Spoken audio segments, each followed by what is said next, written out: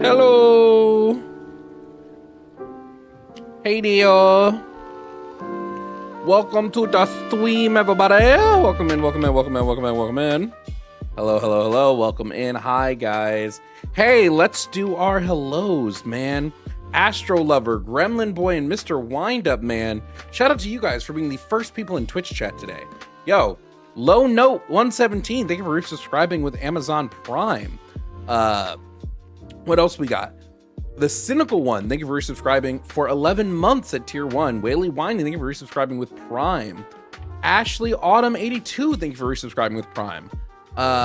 Lamont Bond, thank you for resubscribing for 5 months at tier 1. Shout out to everybody watching on YouTube. Shout out if you're watching on Twitch. Hello and welcome in. This is the stream. Today we have debates going. 219-327-8005. That's the number. If you want to hear it again, I'll tell you. 219, whoops! 219-327-8005. Guys, at the end of stream today, we're going to redirect over to Red Mirror Media's channel so you can watch the next episode of the podcast. That's going to be a live premiere for you whenever this one ends. It's me and Amir Talai. from Has Been Hotel, who plays Alistair. Me and him did a podcast. That podcast drops as soon as I'm done with stream today, whenever that is. We're going to redirect over to there so you guys can watch the podcast. And then I'll be in the chat saying hi and hello and all of that. Trying to think, did I have anything else? I think that's like most of my... Oh, we got Pillow screening today. So shout out to Pillow. Leo, thank you for the Venmo. Leo said, I don't think the Republican Party realizes how radicalized the next generation of voters will be. They're kind of cooked. I can't wait to see what happens at midterms, because every special election is like going the Dems' way. It's fucking crazy. So yeah, so hi, welcome in. Let's go through our topics today, guys. Number 1, trans men and women are men and women. Number 2, no compelling evidence for Christianity. Number 3, gender affirming care for minors. Number 4, MAGA is a fascist movement. Number 5, MAGA are uneducated or bad people. And number 6, pro-choice all 9 months. Those are our topics today. If you want to debate any of them, hop into the calling queue. Like I said, Pillow's screening today. And I did press the button that records the screens. So in case anything like what last time happened. Angel Dust is from Has Been. So if you guys are interested in that podcast, it'll drop as soon as we're done here, and I'll send you guys over and we'll watch that. You don't think Trump / the GOP will try to fuck with the midterms? They already are trying to fuck with them. It's just, will it end up working? That's what's yet to be seen.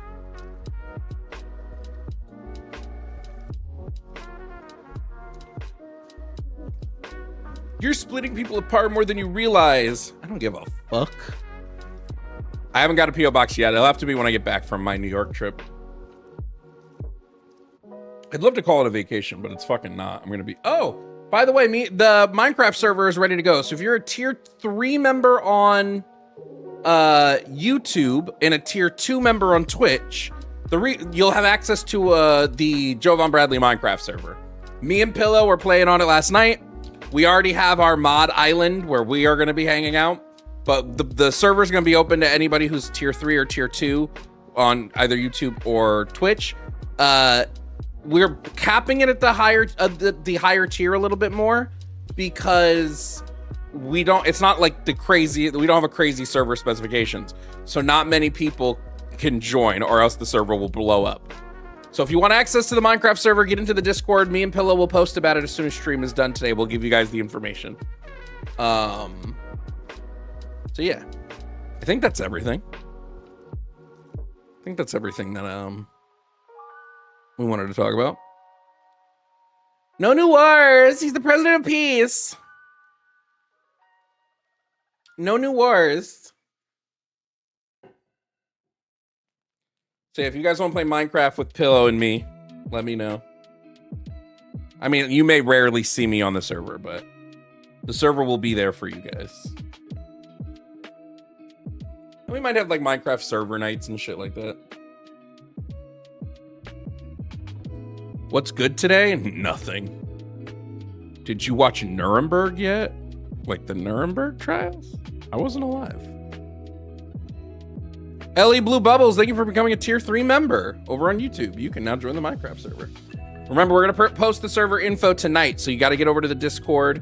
There is a whole Minecraft chat for community, so you'll get the server info there.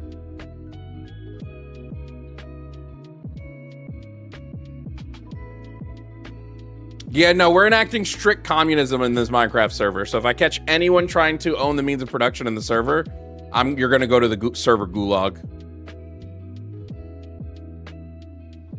Oh, is there a movie called Nuremberg that like just dropped? No, but I did watch Sinners lose Best Picture last night and I raged out about it. Fucking shoulda won Best Picture. I'll die on that hill. You're my favorite, Jovan. Oh my gosh, you're my favorite too. I don't know who you are, but you're also my favorite. Do you have any opinion on AI? It's mostly unethical, except for the cases that it's not. So for instance, using AI as a search tool, not unethical. And it's going to use up about as much water as you would typing into Google. Using AI to generate art, super unethical. For a litany of reasons, not just being the water consumption, to like run the servers and shit. It is Java. The server's Java. I don't play on Bedrock. I'm sorry, guys. It's not gonna happen.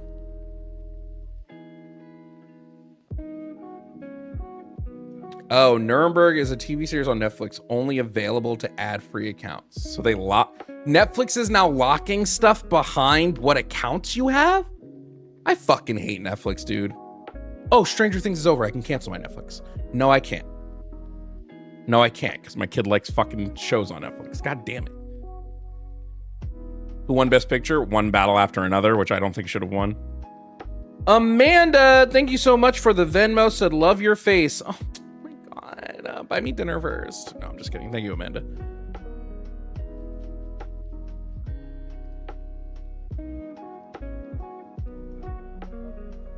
I leave on Thursday, so you guys are going to see me here every day. So today, tomorrow, and Wednesday. You'll see me all 3 of those days here. K-pop Demon Hunters won Best Song. I think they also won... Did they also win Best Animated?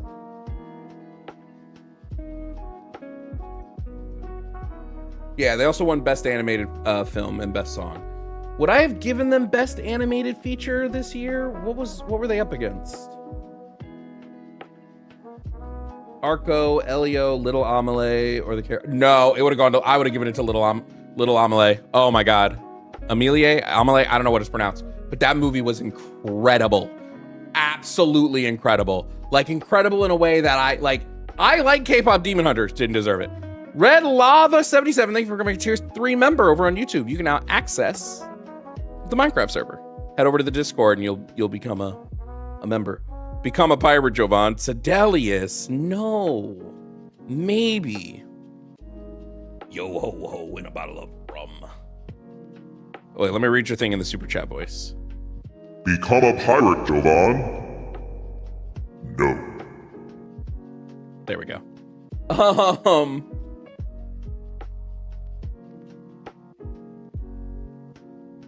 Sinners. I thought One Battle After Another was fine. It was not as good as Sinners, yo. Not even close. Michael B. Jordan won for Best Actor, though, so that was good.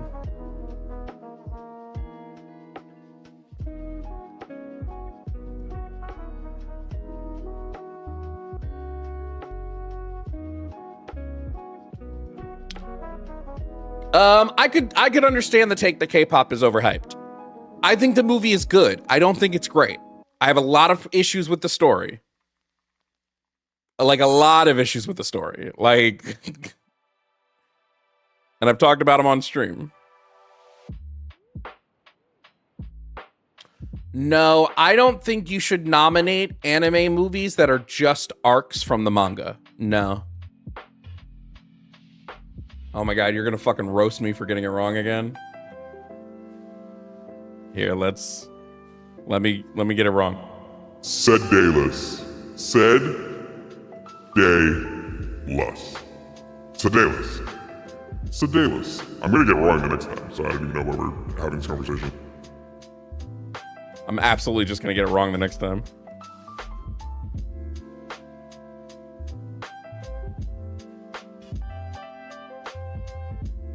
To think Sinners isn't Oscar worthy is crazy. 219-327-8005 if you want to debate. You hear about the big lot of parents that went to a K-pop event thinking it was about K-pop Demon Hunters? That's so funny. Ryan Coogler. He won Best Original Screenplay. They won best original screenplay. Sinners did.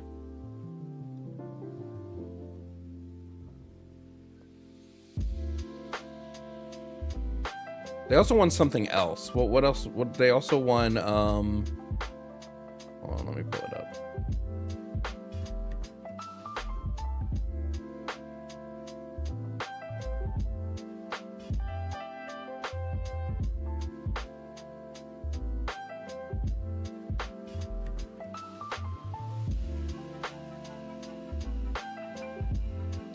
It won screenplay, best actor. I don't remember the rest of one.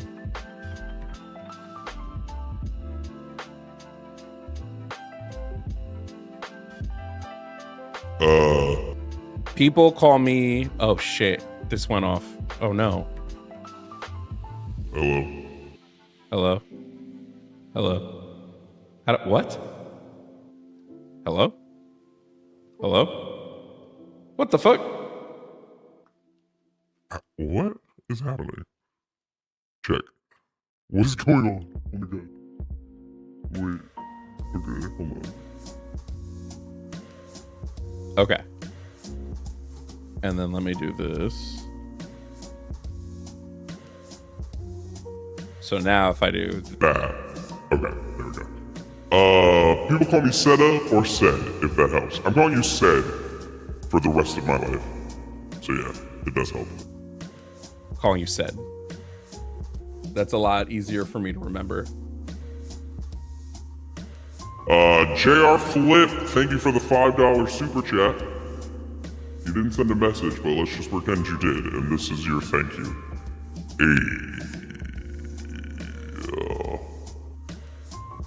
Gang. I gotta say, for calls today, Twitch chat, can I ask you guys a favor? Can we be a little more reserved? I was going over some calls of people who I eventually convinced to change their mind. Y'all go hard as fuck on people. Can we maybe calm down a little bit on Twitch? Oh, we got a birthday redeem over on Twitch. Who redeemed a birthday redeem? Prince.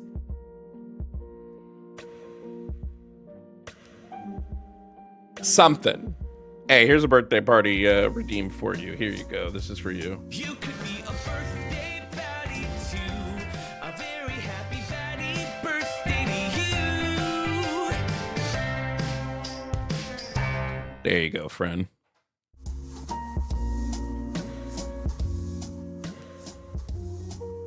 As a deal. Okay. Cia G, thank you for subscribing with Prime. Bell Amata, thank you for subscribing for 1 month at tier 1. Spaz Gamer, thank you for subscribing with Prime.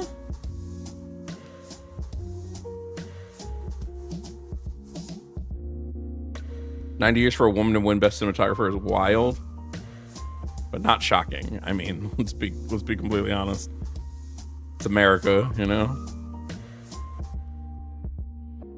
America! Fuck yeah! Going to see the motherfucking deer! Oh my god, said, come on. Look, Mom, I'm on TV. Said thank you for the super chat. Happy?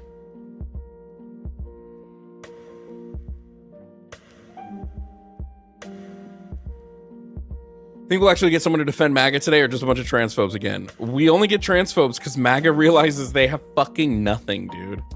Nothing. I think we're gonna try tomorrow to maybe do a whole theist board. Maybe I can get Dalton to join me tomorrow, and we can just do a theist specific board.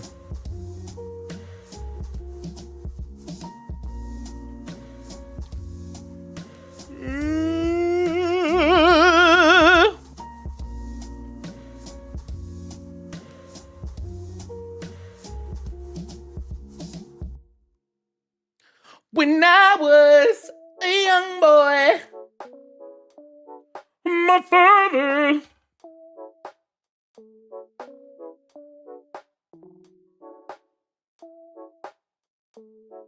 Oh, that was the other Oscar Centers one, best cinematography.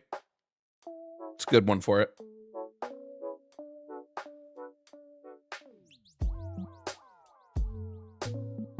Say, y'all clan? About to start asking people that shit when they debate me on fucking systemic racism. I'm like, you clan? Seems like you might be clan.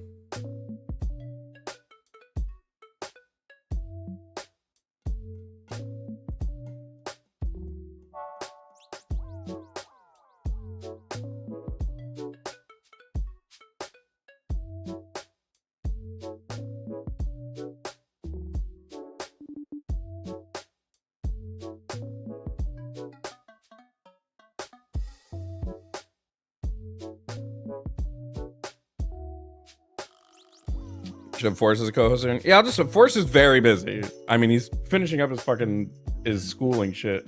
But I can see when the next time he wants to come chill is. What is this song? This is on Spotify. It's called Love by Bomull. Bomull, and they spell love Luv. This is just in my lo-fi stream playlist.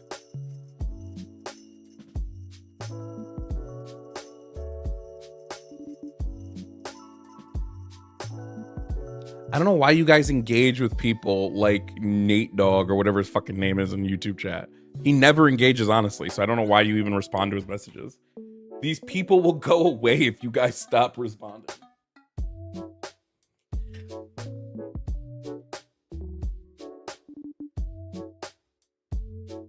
Do you have a Labubu? No. No.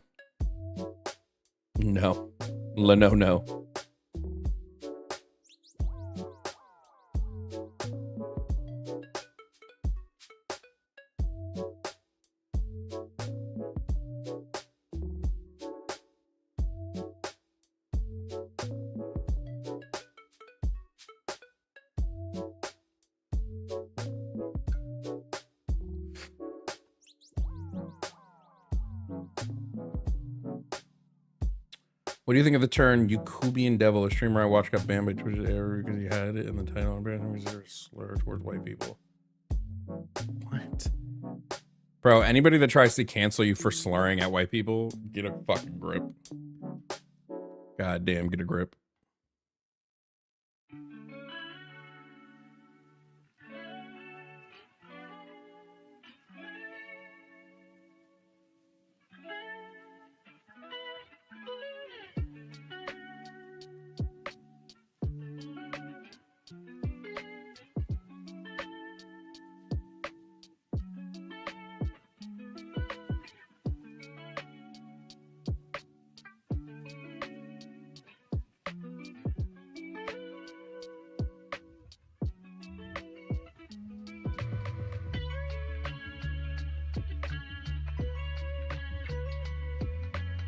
What must I do to get in the Minecraft server again? You just got to either be a tier 3 member on YouTube or a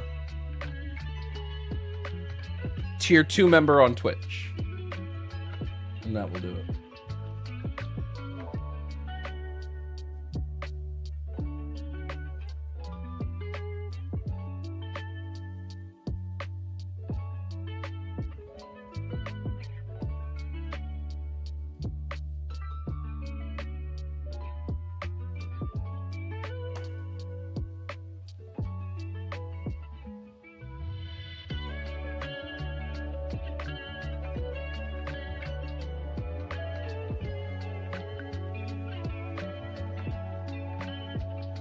I like how someone said we're slow by saying, wow, this is our slow, but we're the dumb ones, guys. Wow, this is our slow. Yeah, definitely. It's going on a t-shirt.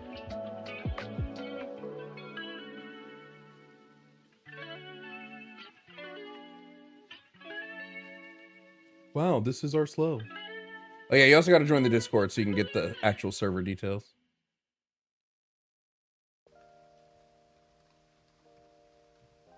Hello, Jovan. Could I please get an ooh-woo in the God voice? Also, what are your thoughts on Capital by Karl Marx? It's fucking long as shit. It's a decent, it's a decent book that just explains what capitalism is. It's good. It's not bad. A little outdated, but it's fine. Thank you for the super chat, friend.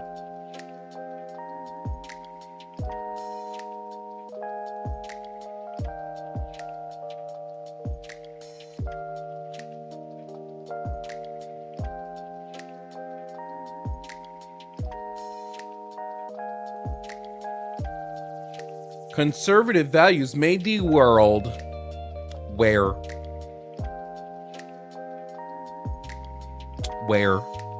The answer is nowhere. Everything good you have came from liberalism. And I'm not even a liberal.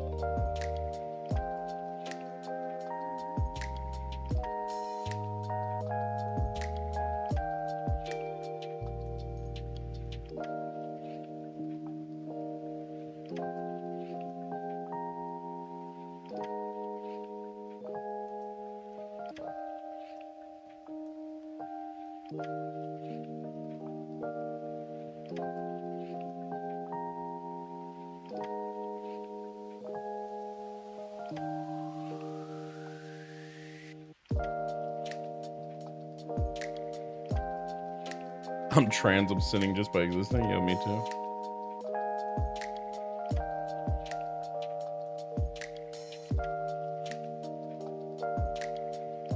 Thank you, Sunny Cat Glasses. I'm about to start going full fucking cat girl, and then we'll see what these motherfuckers have to say. They fucking crash out about the headphones so hard, dude. What if I just go full cat girl? Conservative values made people slaves and indentured servants. Well, yeah. It wasn't the conservatives that freed the slaves, guys. It was the progressives.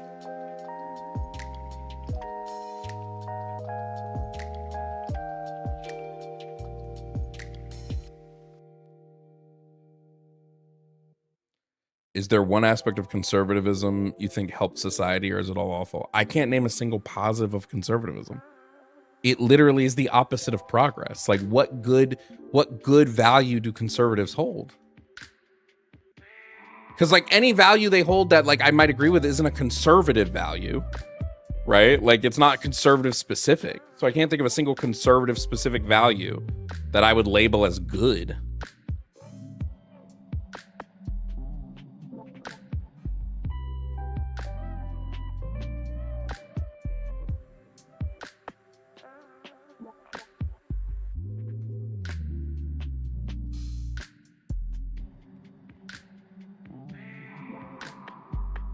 I think stream would be at least 50% better if Jovan wore a maid outfit. Maybe for Halloween. I've worn a Sailor Moon costume before. Maybe we'll come up with a goal and we'll do that. Maybe when I drop this next week, when I drop the mutual aid pay links, maybe if we get the mutual aid fund to a specific amount, I'll do a maid stream.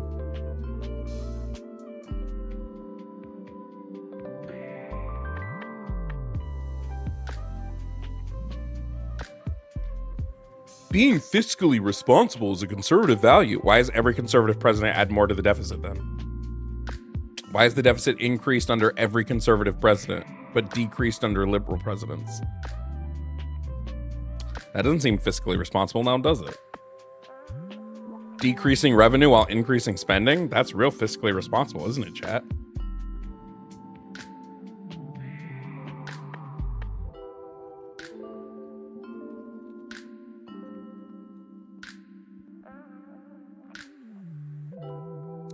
You guys think that do you guys think that sounds fiscally responsible to increase the deficit?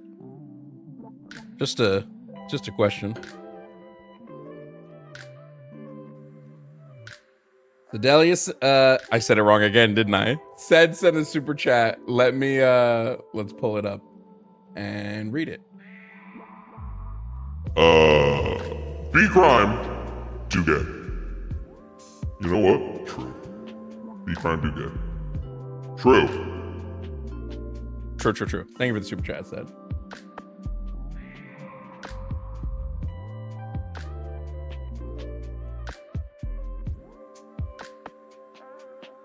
Talking about overall, not just presidents. Again, talking about the entirety of the party. They're supposed to be the party of fiscal responsibility, and yet they're the party of deficit spending. Just seems odd.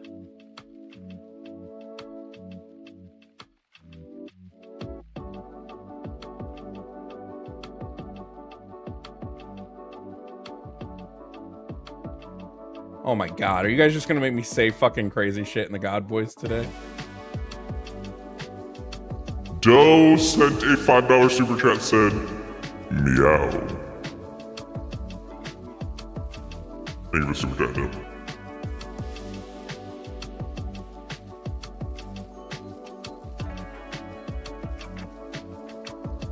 Is it fiscally responsible to send millions to Pakistani gender programs? Yes, if it does not increase the deficit spending. That would be the definition of fiscally responsible. If you decrease spending while increasing the amount of programs you have, while not decreasing revenue, then yes. Fucking Christ, bro. Are these people dumb?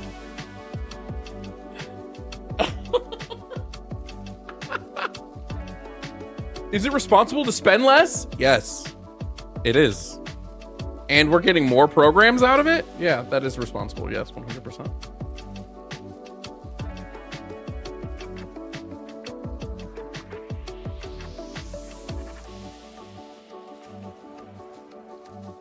You want to go over the deficit spending and where each president left us in the deficit? Because we can. Oh, you won't like it, but we could. It would be super fun.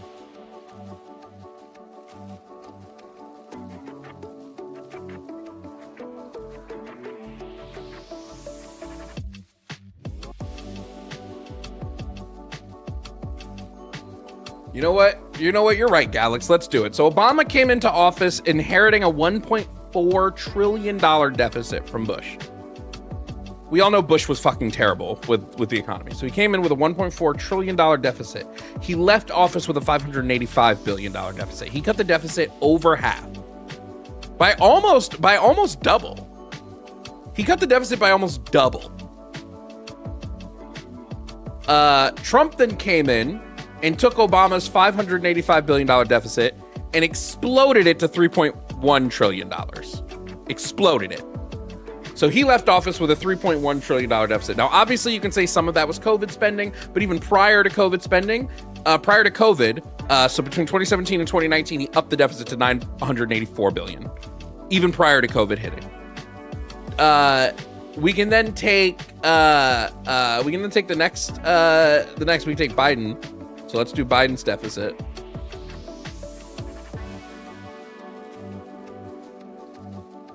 So let's throw Biden's deficit into that.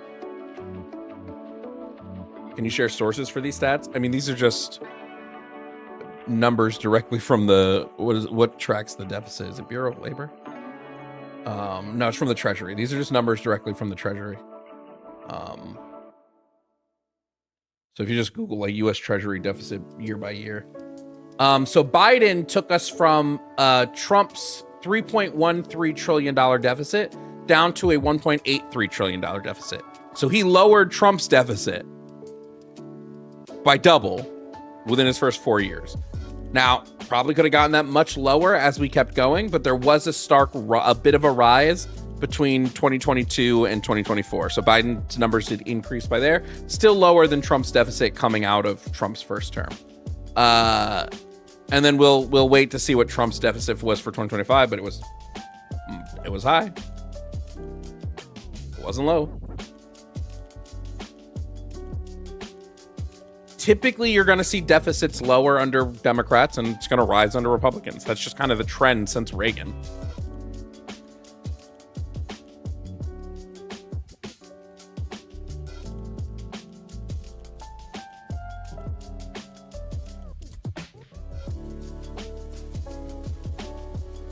Yeah, so actually what we see is the deficit this year is pretty much on par with the deficit last year by, say, like 40 or 50 billion. It's about the same.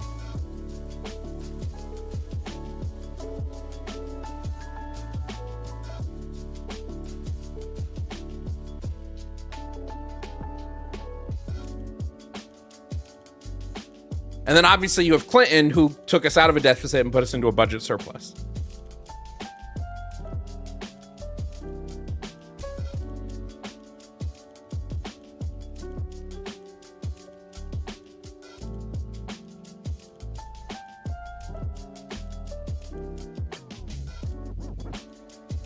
Yeah, are they going to fudge those numbers? Probably. Right.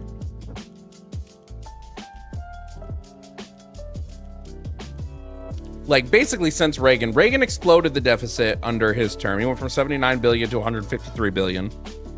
In comes George H.W. Bush, who took us up to 255 billion. In comes Clinton, who not only drops the deficit from 203 billion, but ups us to a surplus.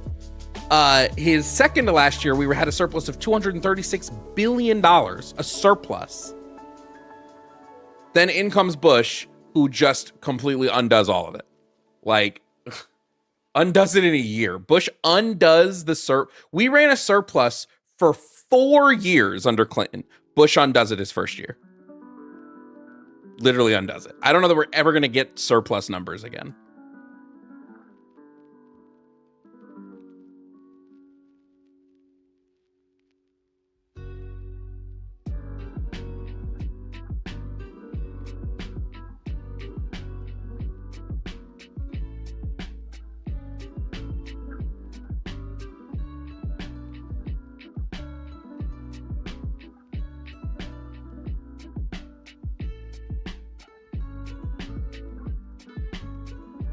And Republicans like to talk about game of deficit spending. The problem is Republicans' revenue cut, right? It's like spending under Republicans and Democrats kind of largely is the same. The problem is revenue cuts, because you got to remember, all the money Democrats would tend to spend on services, Republicans increase towards the defense budget.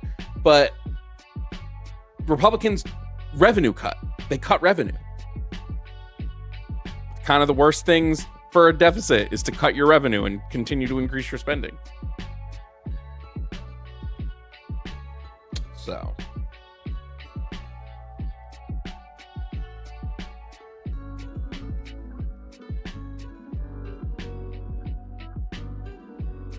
we got to call screenings. Hopefully we'll get some debates cooking.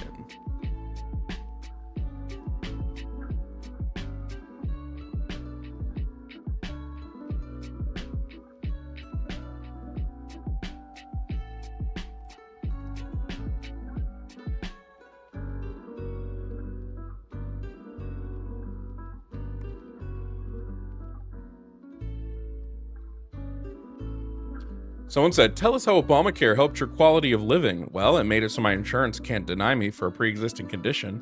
That's pretty good for like almost everybody. But no, you're right. Fuck that, right? Made it so college kids could stay on their parents' insurance. That was pretty great. But no, yeah, you're right. Fuck that, right? Homie, call in or shut up.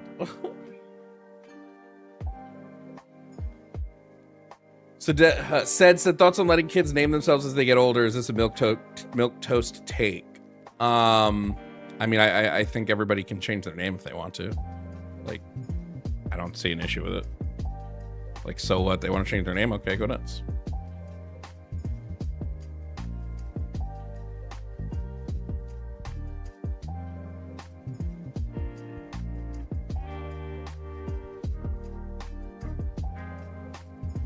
Look at the shit they're saying. They are absolutely in the middle of a psychosis. Guys, ignore kill free speech. They are very clearly in the middle of a psychosis. And we really can't debate someone that's in the middle of psychosis, because they're never going to be able to actually engage with reality. So please just ignore them.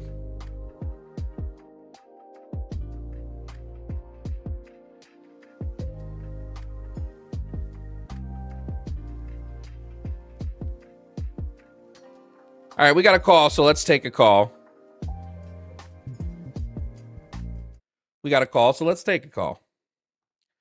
Coming up to stream, we have John. John is calling to talk about topic number 6, pro-choice, all 9 months. John, if you can hear me, please provide me with your age and pronouns. 18, he, him. 18 and he, him. Now, John, I am pro-choice for all 9 months of pregnancy. Do you disagree? And if so, why? I disagree. Because, Okay, why? I just don't think it's right to, end the life or prevent the life of a baby in general. Why? Because it's a baby, and I think that the future, like the potential that they have to be cut short, I guess it shouldn't be cut short, no matter what the reason is. Yeah, so you just restated the question again. I know it's cutting a life short. I asked you why that's wrong. You just said it is because it is. Oh, okay. Well, I guess I think it's wrong because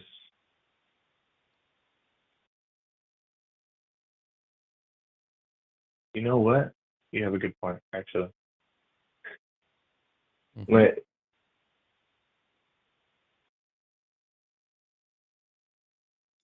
okay, I just want to preface that I'm not like I just called in because I saw the stream and I said something in chat and everybody was like, "You should call in. You should call in." I was like, "Okay, just." But I might not be as educated as you or I guess some of the other people on the I mean, show. that's fine. But Nobody's saying you got to be like 100% educated on 100% of things. yeah, But if you're um, going to have a stance of like, well, we should not do X because I think X is wrong, you should be able to introspect on that and say, why is it wrong? Like, right? Like, we should have a linking to why so we can find out if it mhm. actually is some moral negative. Okay. So okay, well then you tell me why you think it's wrong. I don't Is that think, I okay? don't think just Or blatantly, I mean that it's okay. I don't think just killing is My wrong. bad. Like, right? I don't think killing on its face is wrong. I think unjustified Mhm. killings are wrong. And I think unjustified killings of sentient creatures is wrong, right? Because these are creatures that can experience life in some relevant way. But I don't just think Yeah. killing is wrong. We kill things all the Okay. time that I'm okay with killing. Yeah, I'm sorry. I said the wrong thing. That was my bad. Um I just mean like what is it would is it okay if I were to ask you to like state your stance? Yeah, I believe because a fetus is not sentient for the majority of the pregnancy, that you can take it out of your body in any way, shape, or form that you want. And then after it becomes sentient, you have to take you should, not you have to, but you should take it out of your body in a way that prioritizes the life of the fetus. So that would just be not killing it. So yeah, that would be the Okay. stance. Okay, so I guess to reiterate my stance then would be I think that it's wrong to what was the I guess the way to phrase it again. I think that it's that pro-choice 9 months like the whole thing is I think it's wrong to kill them because they are sentient and they have Well, a life. they're not sentient until 24 weeks in gestation.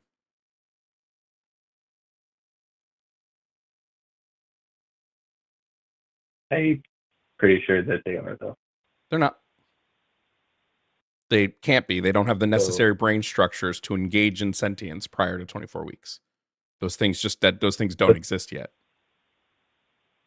but they are significant organisms. I don't know what it means to be a significant I mean, organism. To like me, the only they are alive, to yeah, I don't yeah, but I've already told you I don't care that something's alive. I care that it's sentient. So what if it's alive? We kill living things all the time.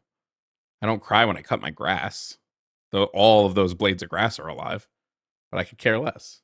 Mm, well, yeah, because your grass is insignificant, but I feel It's like definitely not the baby insignificant. I still love has. my lawn, but it's not sentient. Well, It's not a sentient yeah, creature. for It's not the experiencing the world in any relevant way.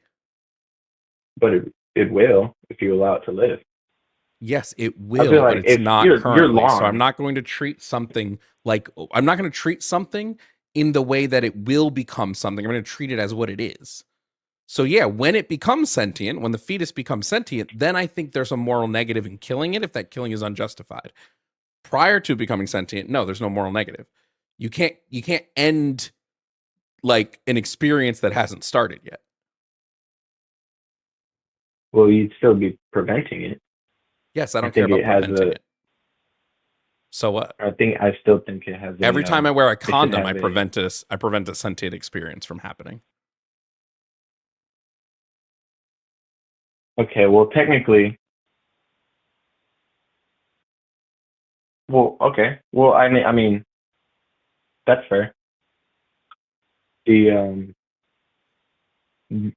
I don't I don't believe in using condoms, low key. Like, I actually haven't like. John, I'm going to stop you right there. You're 18 years old. You need to believe in using condoms. This shouldn't even be a Hey, this is hey, not even a. I never said, I never said I'm like, I never said I'd be active. Okay, I never said I was active, but you know, The last time you had sex, did you use a condom? I choose my battles very wisely. John, you're going to end up with a kid.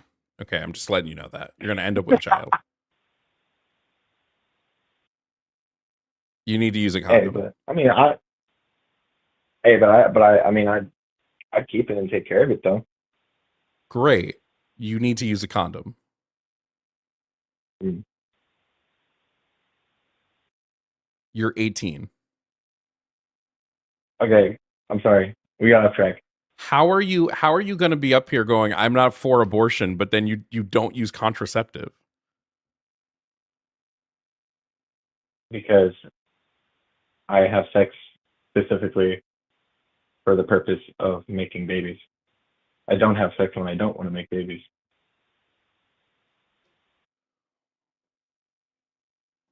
John, do you know what time it is right now? Time for you to get a watch. My bad. No, John. No. It's It's not troll o'clock. So are you done trolling, or are we going to have an actual conversation? no, but I mean that was a real thing. No, it wasn't, John. Like No, it wasn't. no, You at 18 don't fuck I'm to not have trolling. children. Like You know that's John, like John, you're that's not fucking for to have real. kids at 18 years old. You know it. No, I I'm know it. The saying world knows it. Every person that listens to the calls knows it. Like, please be so. Please be so. actually no, I'm actually not trolling. That is genuinely like I don't have sex when I don't want to have children. Better than not. It's better than like any kind of contraceptive. Not having sex when you don't want to have children is literally the easiest way to not have children. John, can we get back to the abortion conversation? Jesus Christ. Yeah, I mean that's. Like, it's like, there was such a long way to just say I'm a virgin. Like, come on. Hey, it was tough though. Okay, but legitimately, that's what I'm saying. Craig, can you tell me why abortion is bad now?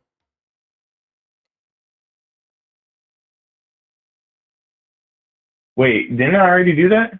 No. We were already we were already like in the middle of the You've conversation. yet to provide you've yet to provide any compelling answer as to why abortion is bad. You keep saying because you're ending something that hasn't started yet. Okay, why is that wrong? Well, you're preventing the child. Why from is it having wrong one. to prevent something that doesn't exist yet? It does exist. No, it doesn't. Yeah. The sentient experience does not exist yet, John. And you can't do harm to a non-sentient being. So what harm is being done by killing it prior to it becoming sentient? The answer is none. There's no harm. You're robbing it of a life. So it was never had a life to begin with. Yes, it did. No, it didn't. Yes, it did. Do you rob a life whenever you pick a flower? Did you rob a life? Yeah, Then why is that okay? because flowers are. Trying to think of the word. I've said the word multiple times. Yeah, I know, but I forgot They're not sentient. No, not that. The Yes, other that, word. John. There's no other word here. They are not as important as children. So you get As to decide human which babies. life is important and is not important? I mean, yeah, isn't that what humans have been doing? That's what I mean. That's what you're saying right now. No, it's not. Yeah. Well, I mean, in the you're I mean, you're saying that you're deciding that the baby in this case, their life is not important enough Nope. to keep around. I'm deciding that things that can't experience don't experience harm. So therefore, you're not doing harm when you kill them because they don't experience. You're saying it's not about experience, but ending any life is bad. But now you're saying, well, that's not true. It's only certain lives that I'm saying it's okay to end. I think it's wrong to end all sentient experiences. You think it's wrong to end some life.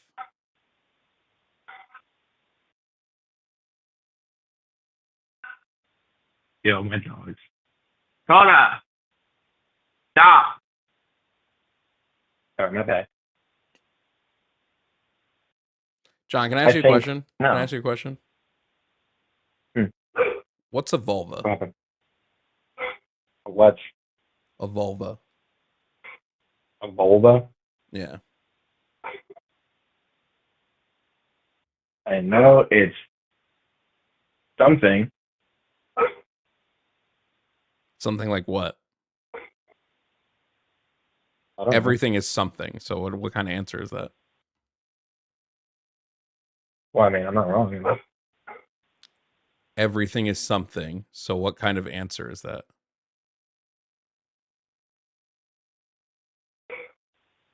I don't see how this pertains to the conversation. You don't think knowing what a vulva is would pertain to the conversation of abortion? Not really. No? Where's the vulva located? Not really. I mean, I guess that it's a part of the a woman's reproductive system. You think? Yeah. Possibly. John, I think because you can't make a relevant stance, I'm going to move on to the next guest. I Okay. What kind of shit, bro? What kind of actual shit? This motherfucker said, I don't believe in condoms. Ain't no way, bro.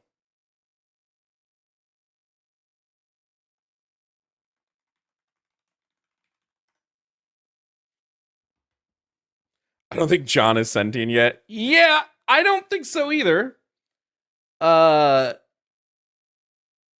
don't think he's reached consciousness yet.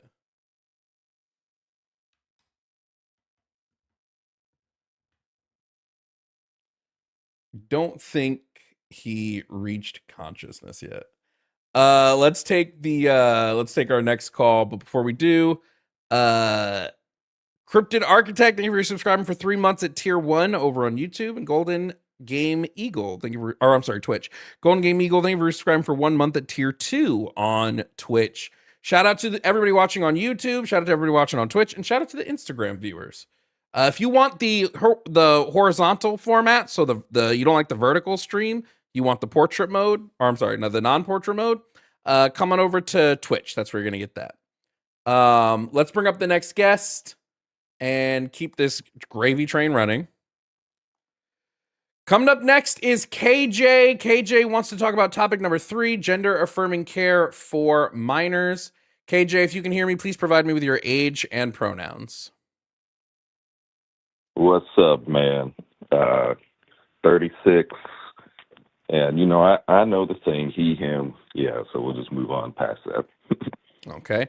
Now, KJ, I believe that minors deserve gender affirming care. Do you disagree? And if so, why? All right. I disagree because gender ideology is not, it's really not a valid concept. Based on what? Because based on the definition of the words, and I did let the moderator know we might slightly cross over into topic 1. You say trans men and women are men and women, and that is a true statement. But I'm the sorry. trans Can you part, just can you just elaborate here? You said it's based on the definition of words. What do you mean when you say it's right? not a valid Okay, concept based on definitions? I don't know what you mean by that. okay. So gender, as I've always understood it, is a grammatical category. It is not a definition, or it's not a concept of behavior. And so when you Gender is a say, not grammatical you, but category. It can be. We gender things using grammar, but that doesn't mean that gender is inherently a grammatical category. it literally is. I just looked it up right No. before I got online. Like, that is like the first definition of gender. And that's how it's used in most languages. In English, Yeah, that doesn't mean that it's we don't. solely this, right? Like to claim that becomes the sole thing would be weird. But also especially because it's categories. Gender is the way we categorize things. So that can be used in grammar, that can be used in other instances as well. It's just a category tool. So I'm just Oh, confused on right. what distinction you're trying to make here. Well, like I said, because it is, I would say, primarily grammatical. It's not based on the behaviors of anyone or anything. Like, do you speak any other languages? It would Like, be do you speak it would be Spanish or it would be like that? completely based on behaviors if we're looking at it under the social sciences. Like sociology looks at gender on a behavioral level. Psychology looks at gender on a behavioral level. Just because grammar doesn't, like Okay, linguistics don't look at it on a behavioral level, doesn't mean that other forms of social sciences don't. right. That's essentially my point. Is that What?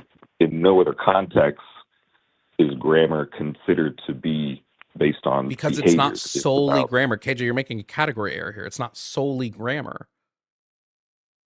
That's not the only thing that it is.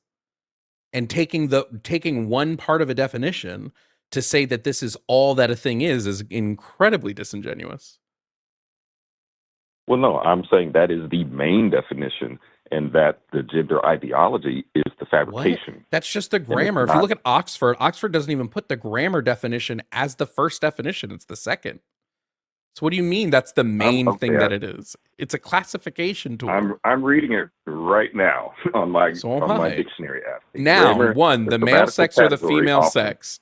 Two, grammar, each of the classes of nouns and pronouns distinguished by the different inflections. Like I'm looking at it from Oxford. We can look at it on Merriam-Webster. One, a subclass within a grammatical class, membership of a word, an inflection. Two, sex sense, the behavioral, cultural, or psychological traits typically associated with one sex, gender. Like you're taking one part of a definition and saying, well, this has to be the only thing that is, and that's not how definitions work. So this is just a lazy argument on its Okay. face. No. Because now we can get to the other part of why I'm saying that the ideology part is made up. Because you just said in the definition that you read that it uses the words to talk about male and female, which we've been saying Yes, over and over, that gender male and is female. the behavioral, cultural, or psychological traits Wait, typically wait, wait, wait, wait, wait, associated wait, with wait. one of the sexes.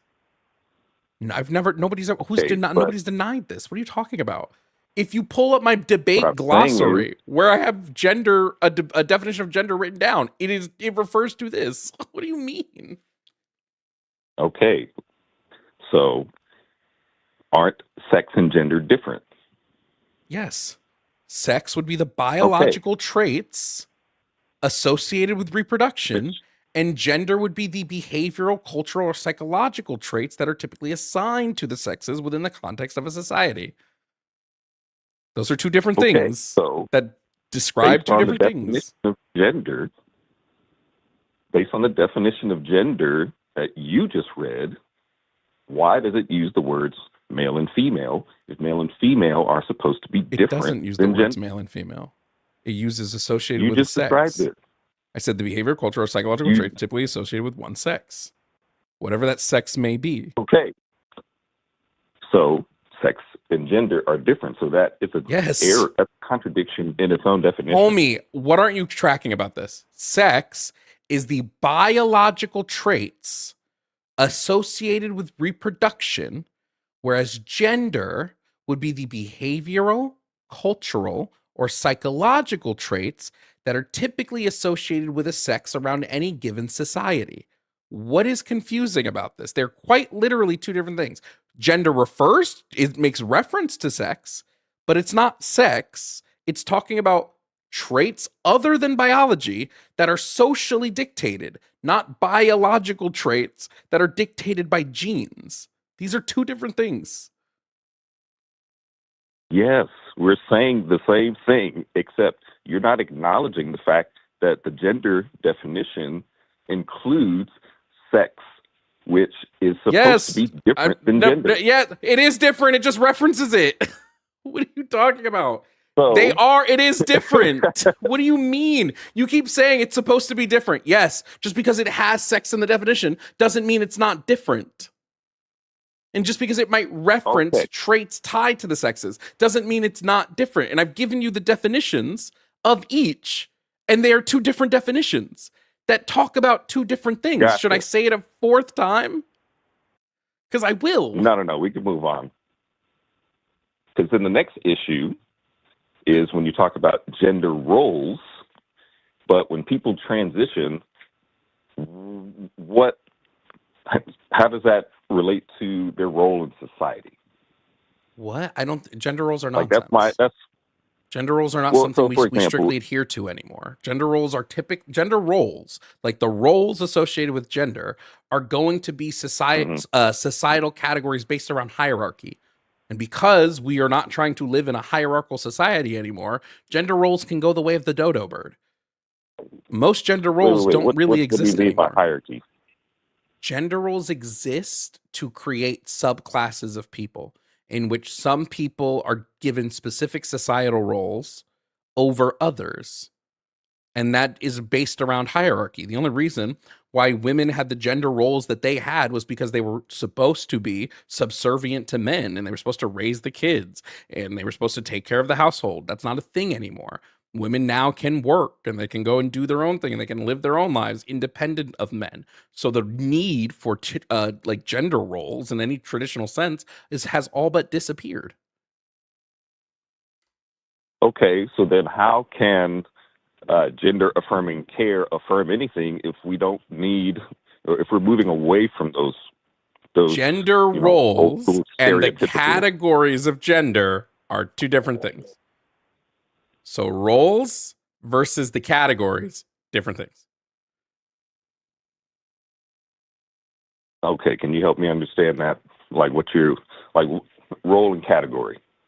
So when we Wouldn't talk about the categories, role we're talking about like the categories that gender are given. So that's men, women, girls, boys, any other category that you have in whatever society you're at. When we're talking about gender roles, that's going to be the societal expectations placed on how these people are supposed to behave, dress, think, and interact. So roles are placing some type of prescriptive claim onto the different gender categories with specific expectations, where the categories are just simply that. They are just category distinctions. Okay, so two things, because there's another issue with definition. Because the definition of a man and the definition of a woman uses the term sex. Yeah, I don't care what the dictionary says the definition of man or woman are. Definitions are prescriptive. They're descriptive. They're not prescriptive. So I don't care that the dictionary says the gender is one thing. That is not a prescriptive claim. No. It doesn't use the term gender when describing man or woman. I understand it doesn't use the term gender. That doesn't mean anything. These are descriptive claims. Yes, All it's doing, no, it doesn't. Dictionaries are descriptive. They're not prescriptive. So it doesn't matter what the dictionary says this thing is, right? The dictionary could say it's a cat for all I care. That doesn't mean anything. All the dictionary is doing is it's a snapshot of whatever year it was published and said, this is the way we see people typically using this word. It's not saying this is the way the word has to be used. And if we want to dive even deeper into it, like Merriam-Webster, every one of their definitions of man or woman affirms trans people. Oxford's does too. But I don't care what the definition of these terms are in a dictionary. It doesn't mean anything. How do we use the words, and how does our use of the words engage with the way that we understand these concepts? That's all I care about. The dictionary doesn't mean anything to me. Well, I mean, that's a relevant question because that's kind of the main. No, it's not. That's It's a kind of the main fallacy. argument against. No, No. I it mean becomes for an appeal people to in general. definitions fallacy. Yes, but it becomes an appeal to definitions fallacy. I think most people don't recognize that the dictionary isn't a rule book. It's not telling you what the rules of the language are. It is just telling you I'm that not if you go to this specifically area right now, this is how people are using this word typically. That's it. right. I'm not talking about the appealing to the dictionary is being the issue that most people have. What I'm saying, most people that are against the gender ideology thing, to them, they've already had an understanding of what man and woman meant Yeah, without the use of a dictionary. most people's understanding of what men and women are come from like a third grade understanding of these topics. Like, right, they learn in third grade Oh, man means adult male, and they never learn past that. And I think for most okay. people, that is a sufficient definition of what man or woman are. Like, right, those are for most people sufficient, but it's not sufficient enough for everybody. So the definition would Okay, well either then need let to me be ask you this. changed or expanded upon. Well, let me ask you this then. If, let's just say third grade, let's say we understood in third grade what the original definition of man and woman was, what is the role of a man and or a woman? What is the role? I don't believe in gender roles. I think gender roles are outdated forms of Okay, hierarchy because gender roles are prescriptive. They tell you how these people that fit into these categories are supposed to act. But I don't believe in societal prescriptions like that. I think all that does is create a hierarchy of oppression.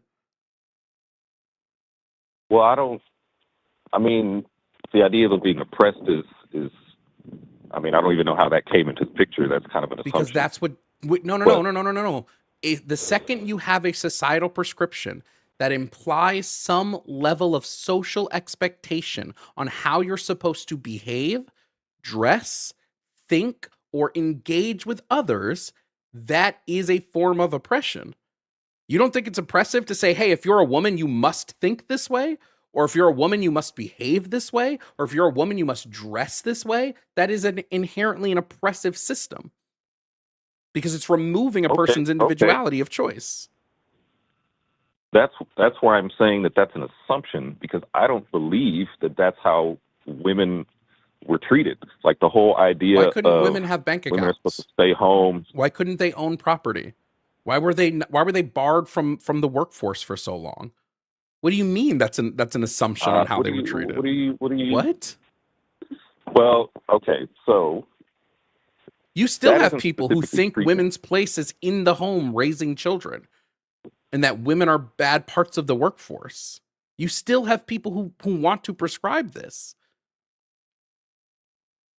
Okay, well, first off, I think all of that stuff was made up. I don't think anyone actually genuinely believed that that was the only thing a woman was supposed to do, because, you know, for one, I They know were way more legally men barred than women.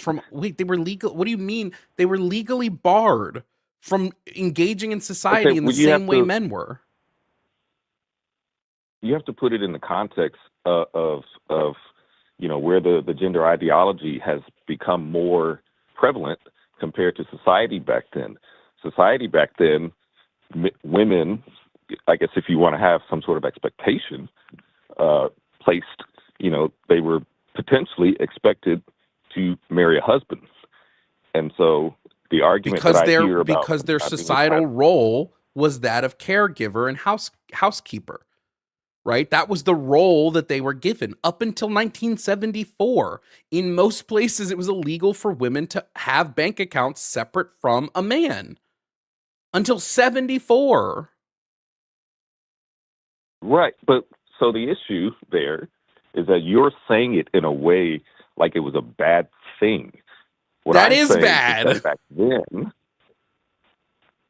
All how of if a woman, how is it bad let me for women finish to what I'm not be saying. able to have their own bank accounts? Let me finish what I'm saying. The expectation back then was that a woman would find a husband. And if she didn't find a husband, she would stay at home. So she would be under the care of her father and mother until she married a man who is then charged with being able to provide for her financially, meaning that she wouldn't need her own bank account. She'd have a husband that would pay So for the everything. expectation was women were not allowed to be independent. The expectation was for them to not be independent people. It was for them to only exist as caregivers. And you're asking, how is that Well, no, that bad? doesn't mean only existing. That doesn't mean only existing as caregivers. If you cannot own a bank is not account implied. without either being married or under the care of like a father figure, then what do you mean? That doesn't mean you can't go out and get your own job. You can't go out and work for yourself. You have to be. That's not true, though. If you can't get a bank account, how do you work? Well, you have a social security number, so I don't know. You fill Where out are you putting your money? If you can't own property, how do you become independent? If the only apartments that will let you in are apartments with very strict moral codes, where women can't bring men, right? Where they have to be morally pure to stay. Do you know that like these were apartments for single women? Like there were apartments that had strict moral codes. Like you couldn't like we created a society in which women could not be independent. Well, some people would argue that women are not supposed to be independent, because you also have to remember that there are women that wanted to get married and wanted to have children. So no, they want the choice. No. Women want the choice to be able to do these things. Not a single person on this planet wants to be forced into that. They want to have the choice, and they deserve to have the choice on whether or not they get married, they have kids, they stay home as a caregiver. Those are all choices that they should be allowed to make. But saying that that's the role they must fulfill is oppression. That's a form of oppression. Right. So you keep saying that, but I'm saying the choice is there and has always existed. No, it hasn't. So if you can't... are you telling KJ, me this that is so disengenuous. people, this is so disingenuous. You're is telling me a woman doesn't know. I talked to my mother about this, last year or something like that, and I say, "How did you know, or when did you know you wanted to have children?" She said, "I knew, even as a little girl, because I wanted to be like my mom and grandmother and have a big family." So like a little girl, she was conditioned that her role in society was that as caregiver. Why do you think the toy? Do you look at the toy differences? Look at the toy differences, KJ. Look at the toy differences between. So wait, KJ. Can kids make this like life altering decisions that young? So you're telling me your mom was able to make a decision about her entire life when she was still a child? She was able to make this lifelong decision when she was a kid? Farly too broad. Was she able to make a decision that would affect the rest of her life while she was a child? And that decision was to be a parent? She could affirm that decision, and that decision didn't come into question for anybody? What I'm saying is we just established that women have choices. No one told her to be like her mom or her grandmother. That was her own. KJ, what toys typically do for the longest time did little boys play with versus little girls? What were the toys that we would give to little boys versus the toy? It's not an argument, homie. This is stuff we know. Little girls are conditioned with family raising toys. They're conditioned to play with baby dolls. They're conditioned to play in like play kitchens. That's not saying that they don't like these sort of things. But then boys are conditioned to play with like trucks. They're conditioned to play like cops and robbers, things like these. Boys are conditioned to play with toys to help gear them towards a special interest, where girls are conditioned to play with toys that gear them towards housemaking and family rearing. Let me ask you a question, though. Why? Because I don't agree with it being conditioning. Like, if you think about marketing, well, marketing has to do with being able to know what's going to sell and being able to know the demographic that you're going to sell it to. I think most boys chose not to play with dolls and were not Boys interested in playing with dolls. kids don't whereas choose girls, the toys. The parents give them to the kids. are you Babe- serious? Girl dolls have not You're talking existed. Girl dolls are like you. The girls playing with dolls predate stores. It goes well past stores. It goes back to when boys would be out working the fields and doing all this, and girls stayed at home with their parents playing with baby dolls so they could understand and comprehend. You not getting it just shows the deep level of misogynistic programming that exists in your brain, that you don't even understand how the toy differences or what we have people play with create these expectations within these roles. No. What doesn't make sense is the idea that this was forced upon them. Homie, That if a woman is single, like let's go back to when women couldn't relevantly work. She's single. She can't really get a job that isn't like one of the few jobs they let women get. Those jobs are full. She wants to leave home because her father's abusive. What does she do? Her dad beats her. She wants to leave home. She can't get a job. She can't get a bank account. She can't own property. What does she do? How does she get out of that situation? Well, you're making this. I'm not making this up. This is the Wow, reality that's- lived by fucking thousands of women.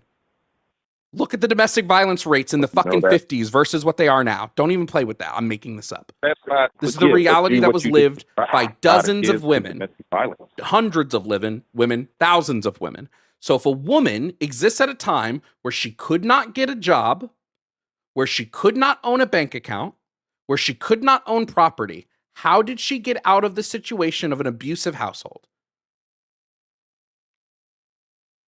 Her father is abusing. What does she do?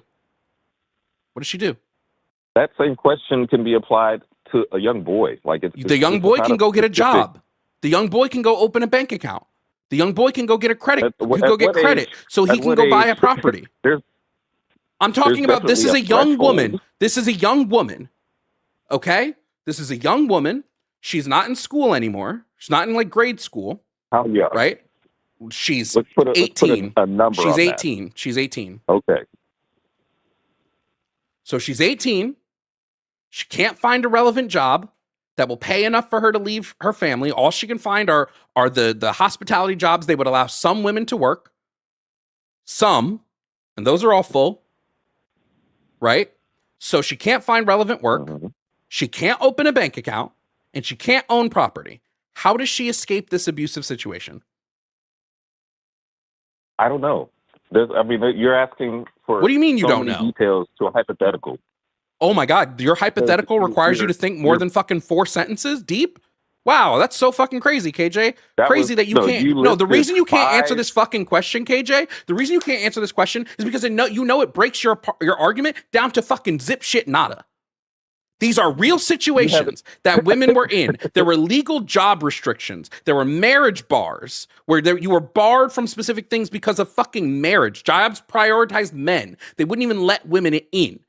There was widespread hiring discrimination against women. These are all real things that you're sitting here laughing at because you're a piece of shit.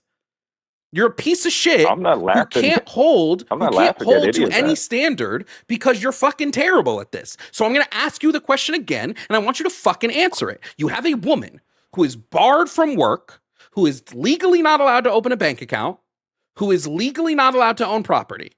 That is only three things. Then her father is beating her, so now we're on 4. So this is a 4-step hypothetical. How does she leave?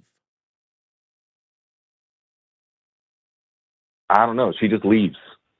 And goes where? Like, do you understand? Goes where? So she lives on the street? Well, I don't.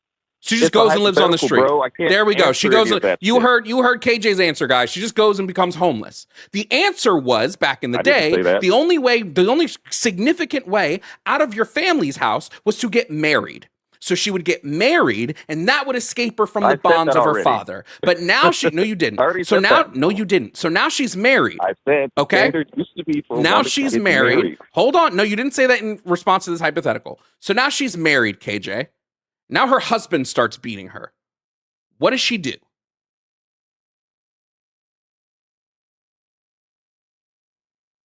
Well, she stays with a family member who's not going to beat The her. family I don't know. member who's all she's Like- got is her dad that beats her too. What does she do, KJ? No, She this is- can't this is get the a issue job. with She this style can't of own a argument, bank is that- account. She can't rent property.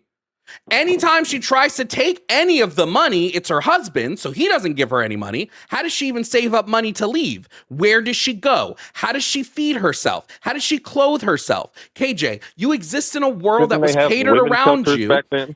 No, they didn't have fucking battered women shelters now or back then, you fucking moron. Goodbye, KJ. I can't handle mean, stupid like you we can today. Get the fact fuck check that. out of here.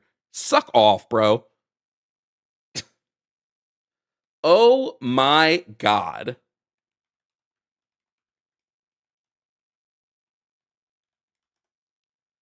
When you live in a world that's catered towards you, the thought that anybody does not have the world catered towards them is fucking alien to you. And I can't keep giving you fucking facts and shit and you going, well, I don't see that. No shit, you don't see it. You're a fucking man. Deconstructing is hard.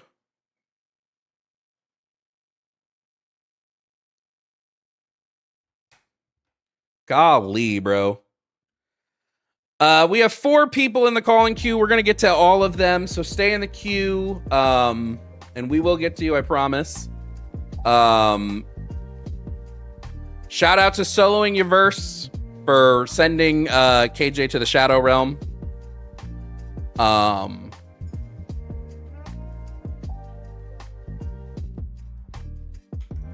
Kind of shit, bro. Women were never oppressed. Are you dumb?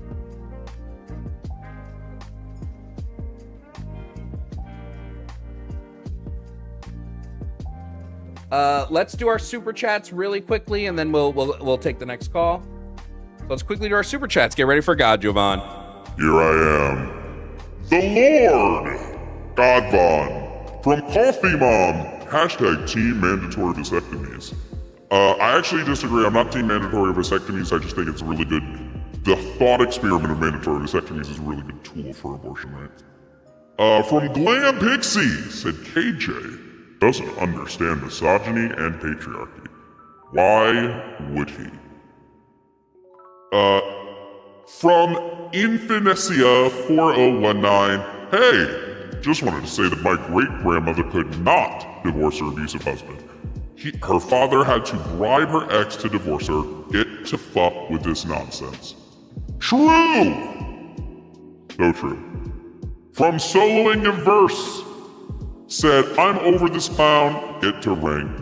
We got him, we got him. The voice of God Vaughn is here to tell you, fuck KJ. Real fucking talk. Fuck him.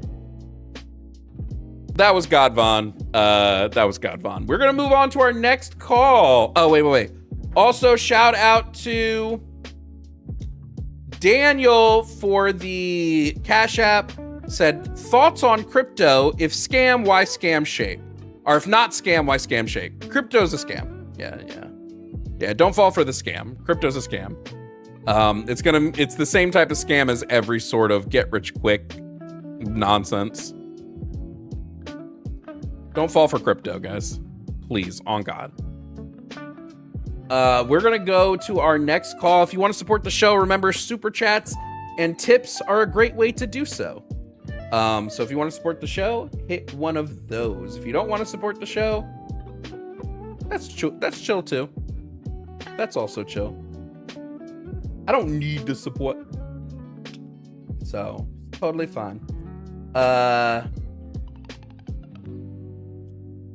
Wait, I'm just looking for this. Here we go.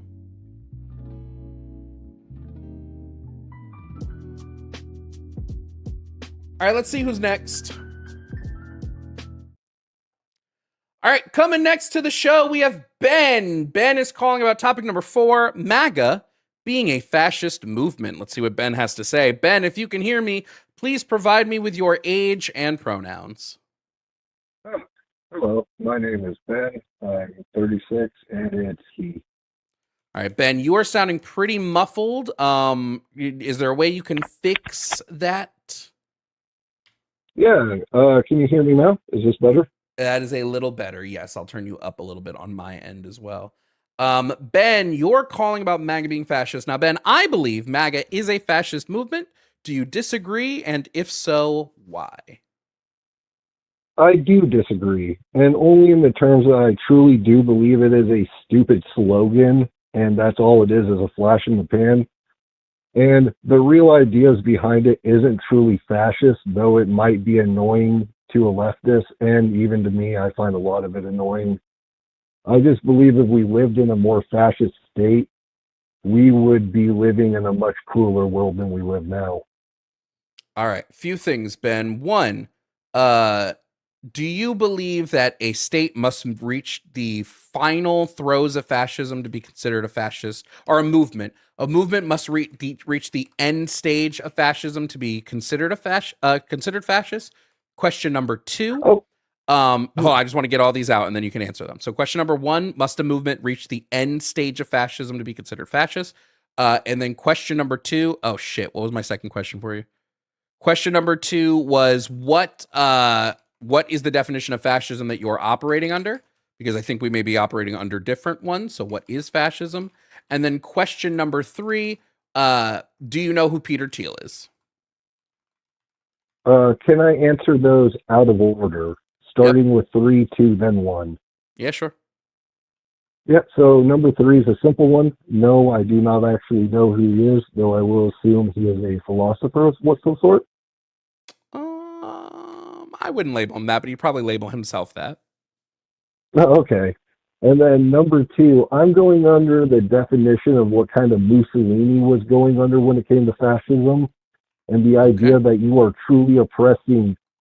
And I do understand where you're going to come from this side, but where you strip away individuality of the whole, like, of many people, just to focus on the whole of the group of the nation. And then finally, with the first question, could you please repeat it for me? Yep. Does a movement need to reach the end stages of fascism to be considered fascist? Yes, that was the final one. And weirdly enough, I kind of think it does. You said the answer is yes? Yeah. Oh, sorry. Because up to a certain point, it could be misread as nationalism, extremism. You don't know where it's going, even though it doesn't look good. You don't know the technical label until you're at the final end with a dictator standing in front of his banners, doing the old Elon hello to the crowd, and then you're like, this is what real fascism is. This sucks. Okay, let's go through all of those. Starting with point number 1. At what point was Hitler considered fascist? Was he considered fascist when he was planning his takeover of Germany? Was he considered fascist when he was elected to chancellor? Or was he not considered fascist until he started the concentration camps? At what point? Okay.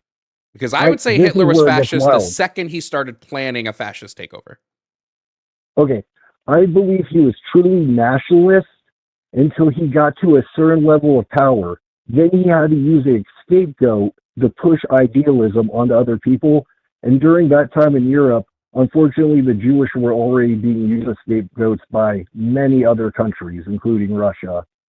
So just confirming, so just so that I have this locked down, when Hitler was rising to power, already with a plan of action on how to implement policies to give himself total control and to take control away from the working class of people, this wasn't fascist until he actually implemented it. So you can't be fascist unless your plans not only succeed, but are implemented. Prior to that, you're not a fascist. I think that's pretty, truthfully, Ben, I think that's flawed. I think a failed fascist would still be considered a fascist. And I think a fascist who's in the planning stages would still be considered a fascist. Well, I think a failed fascist doesn't get labeled a fascist because they spend the rest of their life in jail. Like when he failed the beer That hole doesn't mean push, that they didn't try to do fascism.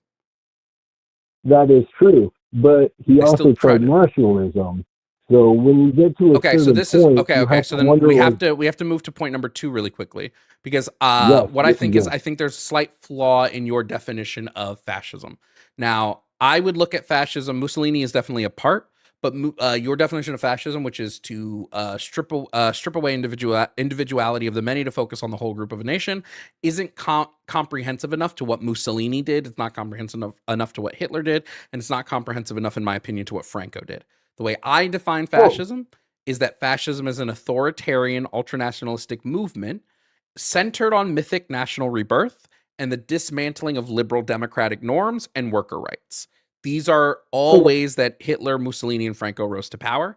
And I think if you see a movement try to engage in these same things, so using authoritarianism, ultranationalism, and the myth of mythical national rebirth to dismantle liberal democratic norms and dismantle worker rights.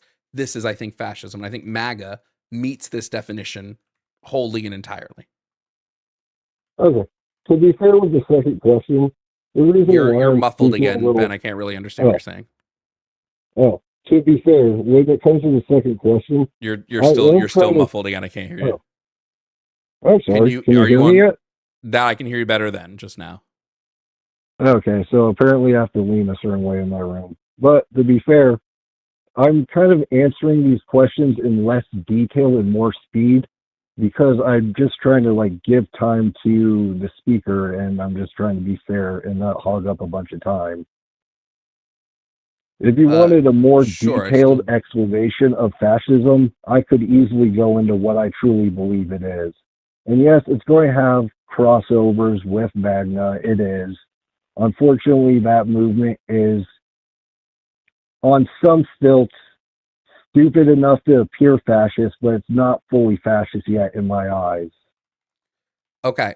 Do you believe that if a president of the United States, let's say hypothetically, attempts, okay, attempts to use illegal means and methods to hold on to power. So they just attempt to illegally, like let's say they lose an election and they illegally try to win that election. Would this be considered a fascist move? Now, No, and why not? what was the illegal move that he did? Because didn't it all just kind of, how does this go through then? No, he attempted to use a fake slate of electorates to win the election. So he tried to convince Mike Pence, who was the vice president, so he was the head of the Senate, so he was certifying the election results, and he tried to convince him to, instead of certify the actual election results, use this illegal fake electors that he drummed up with his co-conspirators. So that was illegal for him to do. It was illegal for him to ask.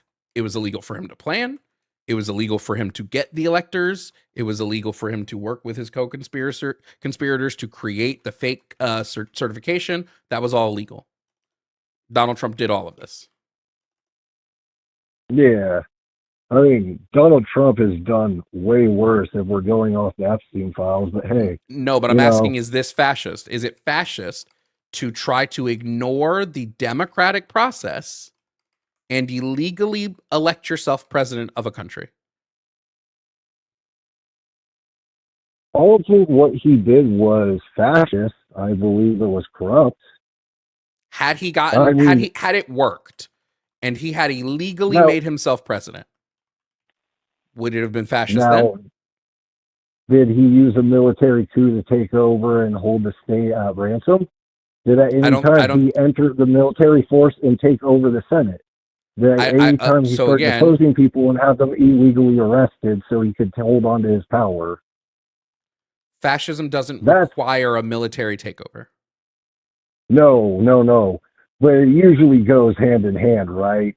No, Like no. it's kind of hard not to do it. Multiple fascist regimes come to power through sheer election process.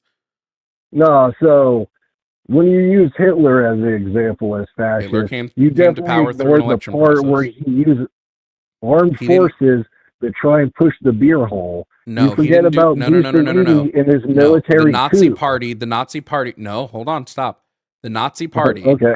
gained power through legal elections and political appointments Yeah. into office. That's how they gained their sorry. power. What happened right after that? Wasn't it Yes, something because called the Night of the Long Knife? after they took the power. You're talking about what they did Yeah. after they already had the power.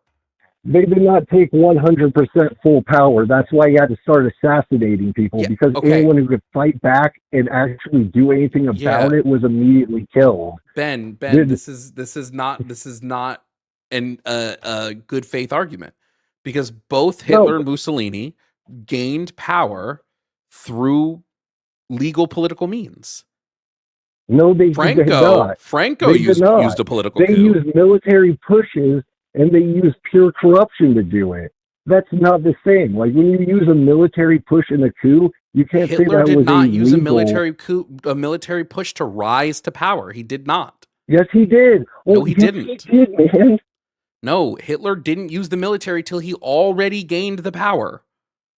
He needed the power first to use the military. The Nazis didn't have an army until Hitler became chancellor.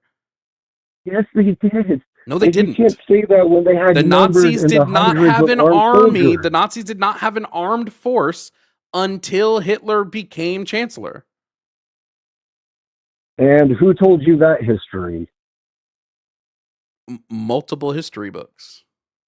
Oh, really? Name one real quick. I'm just curious, because I'll name you one that's real different. I read Black Shirts and Reds. It talks about Hitler's Read rise Mein to power. Kampf. It was written by Hitler. He told how he used the military coup to take beer hall. Jesus, man. Homie.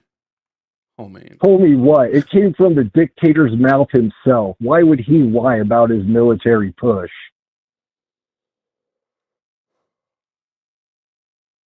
Mein Kampf, he wrote about a failed push.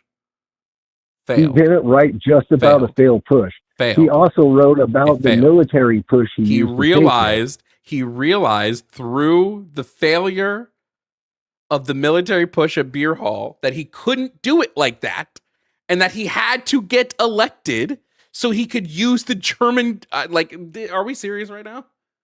Yeah, we are serious, because you're ignoring so many other factors. The whole you think no, I'm not. Your entire argument, Ben, has boiled down to you can't be fascist unless you succeed, which is ridiculous.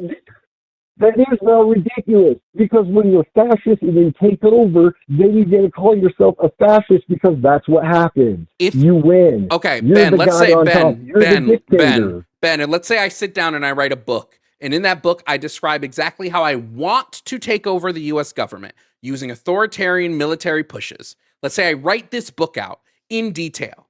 Okay. Am I a fascist? No, Ben, that's ridiculous. That's ridiculous. Ben, yes, I am a fascist. I'm not an idiot. I didn't call you an idiot. I said that was Ben. I didn't call you an idiot. I said that's ridiculous. I said that is a ridiculous take. I'm a fascist who just doesn't have the power yet. Saying that there's some magical switch that you must achieve, and not recognizing that a person can believe in fascism and be fascist prior to the takeover. I didn't say the government was fascist. I didn't say America was being controlled by a fascist government yet. I said the movement is fascist. And making the claim that you have to succeed at fascism to be a fascist is ridiculous. It's not ridiculous, man. Yes, it is. You could say it's ridiculous, and that's a great counterpoint if you want to leave it at that. I not only said it was ridiculous, I described why. Yeah, but why it's not ridiculous. Why anyone... Okay, if you wrote your book out, your big manifesto of how you're going to take over, how you're going to use dictatorship, how you're going to move ahead and conquer America. Okay? So, what's it do?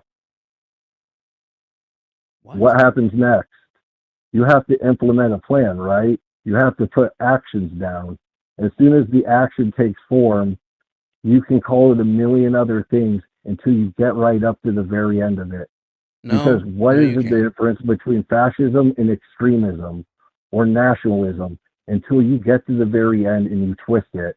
Nope. The difference is that it's a movement that's centered around these things, not that it's a movement that's accomplished these things.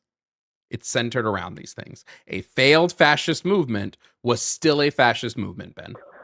And it's disingenuous to say otherwise. Then what makes it different from extremism or nationalism? Fascism Until would be it a form of turns bad. extremism. Fascism, all fascism is nationalistic, not all nationalism is fascist. When did that happen? Nationalism is in the Because- definition of fascism. It's been in the definition of fascism since Umberto Eco wrote Fascism fucking years ago. Oh shit, man! So all of a sudden now you go by dictionary terms? No, I'm I not heard your quoting last a argument with the other dictionary. guy. I'm quoting an essay written by one of the most foremost experts on fascism. What? Homie, please. There's no way. There's no Homie. way, y'all. There's There no is way. way because you're the one changing no way, every dog. side of the argument to fit your side, Ain't man. no way, dog. You'll I pull haven't changed a definitions single. when I it haven't works changed for a you, and you won't pull single. definitions when I it doesn't haven't work changed for a you. single point of my argument since we've started. Neither have I. I didn't- truly believe you Good have thing to I didn't fail say you or did. You have to succeed. Good thing I didn't say you did. But a movement is not classified by success. It's classified by the ideological classification of said movement. It's classed on the beliefs and the programming of said movement. It's not classified on whether the movement is successful. It's classified on the ideology. So to say fascism can only exist when you get big, it's dumb. To say that fascism doesn't exist before taking power is dumb. That means when Hitler wrote Mein Kampf, he wasn't a fascist. That means the Nazi party was not fascist until the moment they took power and the moment they decided we're going to kill all the fucking, all our ops. They weren't fascist until then.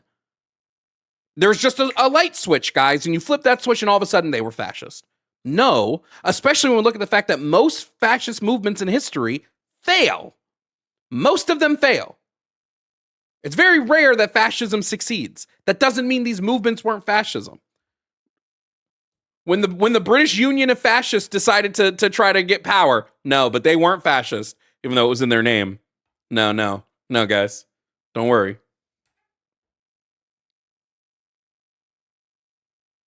This is ridiculous, I man. don't know what you're talking about on that last part. Okay, there was a thing called the British Union of Fascists. It was a movement. It was a failed far-right political party that failed to get a foothold and get power. They still wanted fascism. They were still ideologically driven by fascism. And they failed. So Doesn't mean they weren't still fascist. They were just bad at it. If the only I guess I fascists can were see good that point. fascists, then how could we ever predict fascism was coming? If the only fascists can be good fascists. wait. Who said anything about a good fascist? When I say good, I mean successful. The only Oh, fascist okay. is a successful fascist. How can we ever predict fascism? We couldn't. I don't know. I don't know about that, man. I mean, the writing on the wall is pretty easy when it's fascism. But you can't It's- call it fascism. You couldn't say that this is fascism. And here's how it aligns with all fascism. Per your own argument here. It's not. So if I look at a movement and I see the writing on the wall, they are pushing authoritarianism, they're pushing ultranationalism, they're pushing the dismantling of liberal democratic norms, they're pushing the dismantling of worker rights, they're pushing for the idea of mythical national rebirth, and I see they're doing all of that. I could even go even further if I see they're meeting all 14 characteristics as labeled by Umberto Eco. I would go, these are clear fascists. You would go, no, they're not. We don't know. Maybe they won't actually do the power grab. Just wait, guys. Just wait. You don't know, which I think is silly. I mean, you can feel like it's silly though, but what happens when they do pivot and it switches? What happens when it does? When has that change? ever happened? When has that ever happened historically? When has a movement that has been built on these tenets ever just made a 180 switch? It never. There's no example of that. There is a massive example of that. Okay, Where? man. When Marxism did the 180 and became a dictatorship, or how about when fucking Cuba did the 180 and fucking went straight to dictatorship, man? You can't tell me, like, look at that example. There's no Look way. at how many times someone will There's fucking no throw way. a parade There's no of fucking way. communism and There's flip no it and be way. like, oh, hey, look, now we're fascist. There's no way. Fucking There's no great, way. dude. Stalin, There's absolutely no way. Did he not do the There's fucking absolutely flip, no the way. 180 flip? No, there wasn't. Yeah. No, yeah, you hate there that wasn't. I fucking pulled that one, man. That was a hard 180 for you to swallow. I'm but a that shit literal happened. Ben. I hate to break it to you. I'm a literal studied Marxist. I can pull out every book on my shelf and we can go through these examples. Yeah, okay. Marxism and then what didn't happened do a when 180 Stalin to fucking dictatorship. took over? Stalin, Huh? under Was a Stalin, the dictator. USSR had collective leadership. I hate to break this to you. Wait, what? Under Stalin, Yeah. the USSR had collective leadership. I hate to break this to you. Wait. Repeat that last part? I'm actually trying to catch what you just said. Under Stalin, the USSR had collective leadership. Uh-huh. Uh-huh. Uh-huh. Yeah. Uh-huh. I can prove it. Can I You want me ask to you prove a it? fun question about that? Do you want me to prove it What to you? happened when people got out of line with them? Do you want me to prove? Same thing that happens in our country when someone gets out of line. They went to jail. They got executed. There's a huge difference. Don't fucking No. pull that card. We They got first of all, executed. we execute people all the time. It's a stupid fucking sentiment. We don't Secondly, execute politicians, do. even though we should. yes, we do. We just executed Name a one. politician literally like 2 days, or what? A week ago? What are you talking about? Who?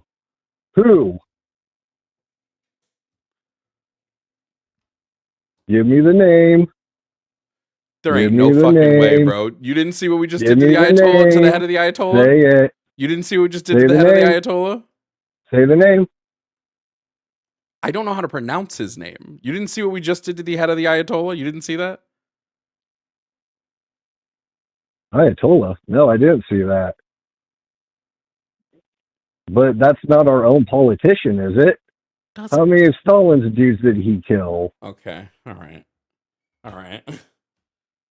You're gone. What the fuck, bro? Shout out to Brian for paying to move on. You're cooked. Oh, sorry, Flibberty Gibbons. You're cooked. There's no way you just said that. I've never heard of the Ayatollah. No, guys, it's only bad when you kill your own politicians. Killing other politicians, that doesn't make you fascist, guys. It's only when you kill your own ones.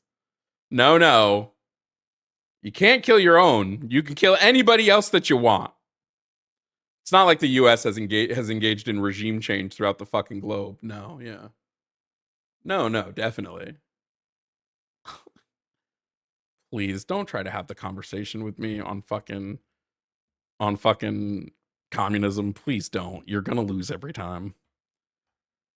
I don't even like the USSR, but I recognize that they had collective leadership, and I recognize the fucking massive propaganda spread by the West.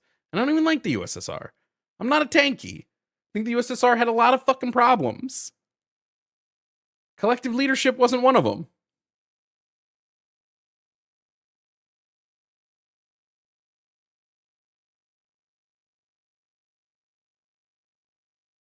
Also, his Ali Khamenei, Ali Khamenei, is that how you pronounce the name of the head of the Ayatollah that we fucking? Also, the USSR wasn't communist. True, state socialist. No, Ayatollah is a group. I thought Ayatollah is the name of the group. Like he's the head of the Ayatollah.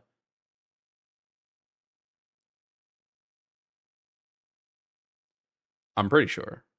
Am I right about that?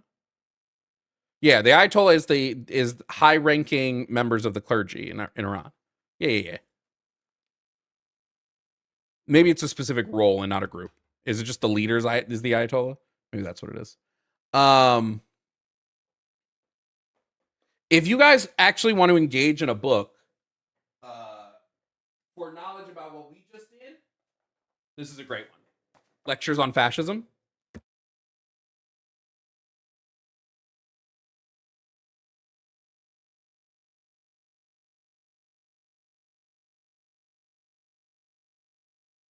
Oh, I was muted. Sorry. If you want a book in the vein of what we just talked about, maybe I'll try to start giving you guys book recommendations based on where the calls went. Lectures on Fascism is a good one for that call. So I would read Lectures on Fascism. Maybe this might be the next book club one, but it's a tough read.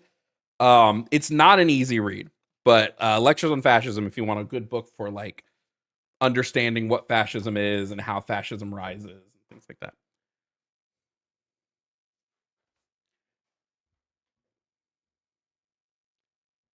All right. Yeah, Jovan brought homework. Yeah. No, the son does not have the same level of education, so he's not an IHL. Oh, okay. Cool. I was unsure about that, but that's fine. All right. Let's keep going. Remember, if you want to support the show, Cash App and Venmo are in bio. They're on the screen. You can super chat. Oh, let's do our super chats real quick. Let's do the super chats we got in between that call really quickly. Soloing your verse said bro doesn't know his own history. USA history. True. From Just Wrench It Jacks, HRT works pretty well to avoid pregnancy too. Okay. Balthazar said, why is it that despite having staffers under the age of 40, 90% of elected representatives have garbage audio when calling into news shows and still print posters for their media broadcasts when OBS exists? Is it just a boomer? Yes. Why do you think Mamdani did so? Why do you think I don't know how to pronounce her last name. Why do you think she's doing so well? Streamer politics, bro. It's coming. From Zeus, the only deity I believe in is Godvan. Thank you, my child. The 4 tenets of Jovanism. 1. Be thick. 2. Don't be too thick. 3. Shut up. And 4. Something. I don't know. Somebody come up with the 4 tenets of Jovanism. And from Joshua Everett said, almost zero right-wing media is covering the Iran war right now. A lot of older cons have no idea it's even happening. That's crazy. Anyway, thank you guys for the super chats. We'll read more after the next,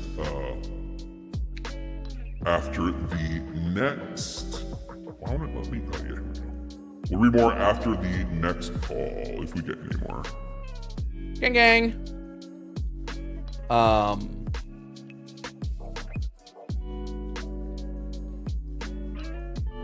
Does it have to be 4? I guess we could do 2 tenets of Jovanism or 3 tenets of Jovanism. I'll try to recommend books as we go through each debate topic. That could be fun. Coming up next to stream, we have Matt. Matt is calling to talk about topic number 1, trans men and women being men and women. Matt, if you can hear me, please provide me with your age and pronouns. Hey, how you doing, brother, man? My name is Matt, he, him, and I'm 33 years old. All right, Matt, I believe trans... Oh, go ahead. Hang on, I just want to make sure you can hear me good because I'm talking on the headset. It's not the greatest sound, but it's definitely a sound. Well, I'm also driving too, so sorry about that. But I'll try my best to not be muffled here. Go ahead. I'm sorry. Yep. So Matt, I believe trans men and women are men and women. Do you agree or disagree? And if you disagree, why? I disagree. I mean, I would say I disagree because when you add the modifier of trans, you are making a distinction. So if what you're saying is true, you would not need a distinction, right? Like why would I say women are women? That makes no sense, right? If that okay, quick question for you, Matt. Are black women women? Yes. And why do we add the modifier? Because it's a different category of women. Yes. Oh, okay. There you go. Different type. Trans women are a different type of women than cisgender women. That's why we add the That's moniker not of that's not what. trans. But that's not what you're saying. though. You're saying Yes, it they're is. the same thing. Nope. I'm just saying they are a type of woman. Just like I wouldn't say black women and white women are the same type of woman. They are a type of woman. They're not. Woman is the umbrella term. Okay. And then trans would be a type of woman. Cisgender would be a type of woman. Black would be a type of woman. White would be a type of woman. Tall would be a type of woman. Okay, but Short would be a you're type of making a woman. distinction, Round would right? be a type of woman. It's an Hang on, adjective. hang on. It is an adjective, man. Right. It's a type of woman, right? But it's not a woman, right? All types of women are women. But it's not a type of woman. You're It saying is a type of woman. You're saying trans women are the same as women, Yes. right? They are Women both means what? Okay, let's define. Well, let's define women then. Sure. Go ahead, define women. Yes, a woman would be an adult human whose gender identity aligns with their personal schema on the female sex. Okay, so can you slow that down for me? You said it really Sure. fast. An adult human whose gender identity aligns with their personal schema on the female sex. Personal schema. Define schema. I don't know what that means. Schemas are frameworks our brains use to classify information.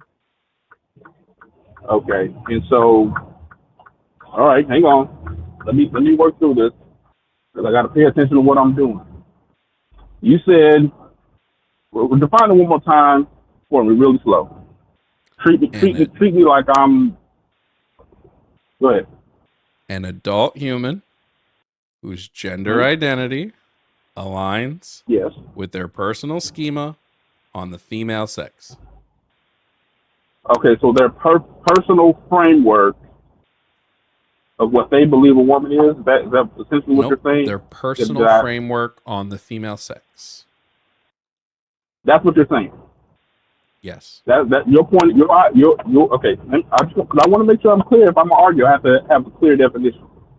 You're saying trans women are women because their personal schema or their personal framework aligns with their identity of a woman. Is that maybe? Did I get that? Am I correct on that? Am I off on that? Let's just make sure I'm arguing from the right point here. Really quickly, are you driving? Because I hear turn signals. I am driving.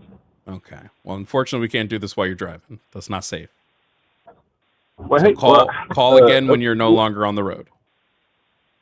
Would you like me to pull over? I'll pull over right now. Just call again when you're not on the road, fam. Okay, and actually, to be honest, man, I would have rather debated socialism, but I didn't get the opportunity because that wasn't one of the listed topics. If you call again when you're no longer on the road, maybe we can debate socialism. You're driving, so.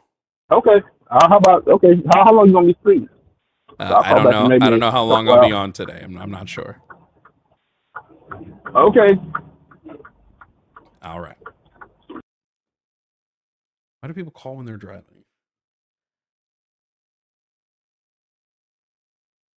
Like, focus on the road. I didn't even hear that he said that at the beginning of the call. Like, how do you expect to have a good conversation if you're driving? Let's just do these super chats really quickly. Joshua. Oh wait, I read this one already. Joshua. So said, I wish people would self-reflect and entertain the idea that they might be wrong about something. Impossible. For the right, impossible. K-Bim, howdy do. This is Peter McAllister, the father. I don't understand, but I understand. From Choi AA115, the Night of the Long Knives was to oof Mustache Man enemies, including members of his party, after he became Chancellor. What's the other book? What's the other book? Like the one I recommended?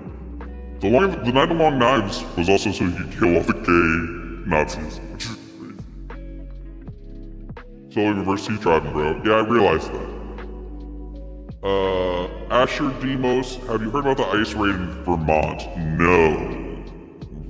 Did something crazy happen, or is it The normal one. The normal ice raid?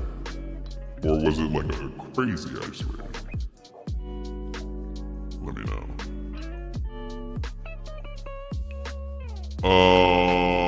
Okay. Let's get ready to bring up another guest. Two people in the queue. The queue is still open. 219-327-8005 if you want to debate. 219-327-8005.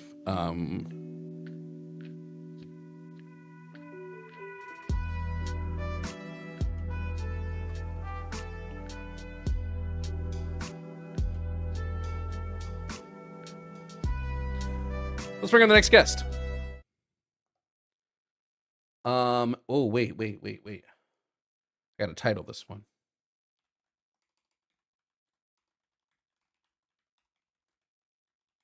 There we go. All right. Coming up next, we have Eric. Eric is calling to talk about gender affirming care for minors. Eric, if you can hear me, please provide me with your age and pronouns. 33 years old. And your pronouns? Declined to answer. Okay, well, it's a rule of the stream, so you have to. They, them, he, she, either, everything. Great. Any/all pronouns work for Eric. Call them whatever you want. Eric, I believe minors should be able to access gender affirming care. Do you agree? And if so, why? Or do you disagree? I'm sorry. And if so, why? Disagree. Okay, why? Because children, so first of all, the gender affirming care, the drugs they use, they sterilize children. Children are not able to make informed choices based on what the drugs do to them later in their life. And it's a social contagion issue. It's not like an organic thing. Okay, so Eric, I'm going to ask you three things. Thing number one, slow down. Okay? You're not like, I don't know, like we're having a conversation here. You don't gotta speed through. Thing number two, I'm going to ask for no anecdotal evidence during this conversation, okay? And thing number three, I just want to make sure that we are on the same page on some terms. Do you believe that children are accessing this care outside of parental or doctor consent? In some cases, yes, children can. They're called mature minors, where they're able to consent to stuff without the help from their parents. Okay. Do you have any examples of anybody accessing gender affirming care specifically outside of parental or doctor consent? Well, parental, yes. Doctor, no, because you have to physically go to the doctor to get drugs prescribed. Okay, but so doctors are actually bound. Doctors are bound by their licensing bodies. And actually, if I were to, for example, if I was a physician and I refused to do gender affirming care for a minor based on my personal beliefs on it, I would actually be liable to lose my license. So yep. It's not a great, if you as a example. physician refuse to give care to somebody, care that is needed and necessary, yeah, I would hope you lose your license for refusing to give care. It's not needed or necessary. It's actually based causing on harm. what? Okay. I just told you. Hold on. Children. Hold on. Why is sterilizing harm? Because it's the natural order of things That was a stupid answer. Grow up and have children. That was a dumb answer. And to be sterilized at a young age That was a stupid answer. Is ridiculous. That was a very dumb answer. That is an ad hominem. That was a very dumb answer. Debate the point then. I don't care that's an ad hominem. That was a very dumb answer, Eric. Because Debate you didn't answer the then. question I asked. You didn't answer the question I asked. Why is sterilization harm? So in Canada, doctors were sterilizing Indigenous women and they said it was harm. So is it harm or is it not? Again, that's not answering the question. Don't try to burden shift. I asked you to, elaborate on why it's harm, and you keep burden shifting. So can you articulate? You're diminishing a child's natural life cycle. How is that not causing harm? How is it diminishing their natural life cycle? because we are literally designed to have children. And I'm sorry. sterilizing Does a child, wait. Does sterilizing limit the years that you survive, that you live? Does sterilizing make your lifespan go down? You said it's diminishing well, a child's actually, natural life cycle. so The life cycle would so be for how long you example, live for. so for example, Lupron, that will, if you administer Lupron to like a 12-year-old boy, which I've seen, that will diminish their I asked you lifespan. not Yes, to. it I asked causes you not to provide osteoporosis. anecdotal evidence. So, do you have a peer-reviewed source here that shows that Lupron diminishes the lifespan of a 12-year-old child?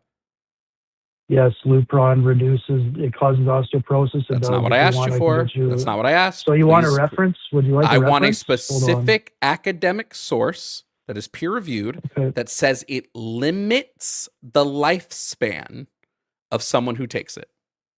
Just saying it hold has on. side Is effects it- is a nonsense point. Every medicine on the planet has side effects. Saying it has side effects Yes, is nonsense. but in the case of gender affirming care, the side effects are extreme, like similar to chemotherapy. Can you do me a Children- favor and answer the questions that are asked of you, and please don't go to something different. Right now, you are supposed to be getting me an academic source that proves that it limits the lifespan of the people that take it. That's what I want. You can cause harm without limiting lifespan. It does not I don't reduce care the- if you it can does cause not- harm without limiting lifespan. If you can't track this conversation, Eric, this is going to be hard. You specifically said It doesn't. Can you Eric, shut the Eric, fuck up and Eric, let me no, talk? I can't, Eric. I'm going to have to mute you if you don't stop. This isn't your show, it's my show. You specifically said if you give Okay. Lupron, not even Depot, if you give Lupron to a 12-year-old, it's going to diminish their lifespan. You said that, not me. So now I want a source for the thing that you I said, didn't say not me. lifespan. If I have said to, life cycle. What do you think a said life cycle is? Not lifespan. A life cycle would be the cycle life of your life. cycle is you. The cycle of your Yes, life. life cycle. So- life cycle means you grow up, you have children. That So was the intention of what I no, said. that would be the I reproductive never said cycle. anything. So now we're Okay, being it disingenuous here, diminishes Eric. If you're going to be it disingenuous, diminishes I'm your going to have to ability move on, Eric. reproduce. If you're going to be disingenuous, I I'm will have to not- move on. Do I need to play back the I'm tape? not being Do I need to disingenuous. play back the tape, Yeah, do Eric? it, I Because I will guess. charge you a $20 waste my time tax if I have to play the tape back. You can't do that. Because- but anyways, Because when you there's no what? there's no credit card link. How are you going to charge me $20? I have a Cash App and Venmo right there, Eric. Yeah, no, I'm not paying that. But anyways, Yeah, because you know that So- you fucked up. Now, you specifically said Lupron will diminish their life. You talked specifically about how long they will live on Lupron. So I asked you for a No, I source. So yes, you did, Eric. no, I didn't. Okay, well, you're going to be muted. I'm going to go back and check. If I'm wrong, I'll say, oh shit, no, I got it wrong. But now you're going to be muted. And I'm going to go back and check. And when I'm proven right, so let's go back and we'll double check. I could be wrong. Anyways, I very well could have so know that. life So let's go and back. It's a social contagion issue. Thing number you Needed or necessary. It's actually Based causing on what? harm. by sterilizing harm. Have children. That was a very That dumb answer. Why is sterilization harm? Where's so the part where intense? it talks about again? That's not answering the question. Don't try to burden shift. Here we go. I asked you Let's to listen. Elaborate on why it's harm, and you keep burden shifting. So can you Because articulate? you're diminishing a child's natural life cycle. That's How is where that he's a not life causing cycle. harm? Now how is it listening. diminishing their What? natural life cycle? Let's keep listening. I want the part where he makes the claim about Because Lupron. we are literally designed to have children. Life that you live to sterilizing make the life cycle would So be for how Lupron to like a 12. for. There it is. So for example, Lupron, that will, if you administer Lupron to like a 12-year-old boy, which I've seen, that will diminish their life. I asked you not to provide You just said anecdotal spam. evidence. So Suck do my you have a fucking dick. peer-reviewed? You literally just said it will diminish their There, I well, lifespan. asked you not to. Hear it again. Now I talked over it, Oh, but you live can for very it. clearly hear where he says span. So for example, Lupron, that will, if you administer Lupron to like a 12-year-old boy, which I've seen, that will diminish their lifespan. I asked you not to. I asked you not to. That will diminish their lifespan. Okay, we've proven that Eric is a fucking liar. So Eric, if you want to continue this conversation, you owe me $20 waste my time text, or I'm moving on because you're a fucking no, because liar. if you let me talk, Bye. let me. No, bye. Then bye. You lied. You lied. You said lifespan when you said, no, I didn't say lifespan, but you said lifespan. Goodbye. I don't need to talk to liars. If you want to come back up, you owe me a $20 waste my time tax for wasting my fucking time. Play with me, bro. Please. If you're going to waste my time, pay up.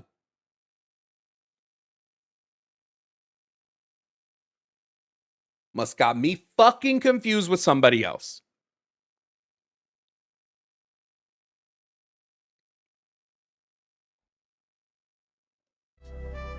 I'm telling you, I'm so glad that I have the ability to go back and play what these shit fucks say. Because if you are going to just lie, there's no reason to have you on the show.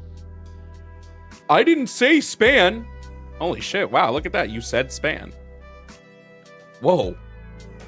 Holy fuck. So how much more are we gonna lie?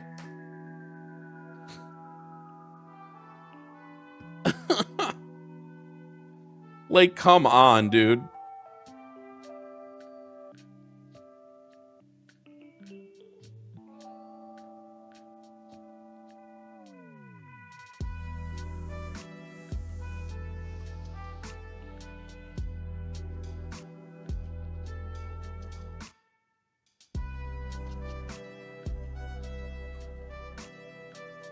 Make sure we add a note.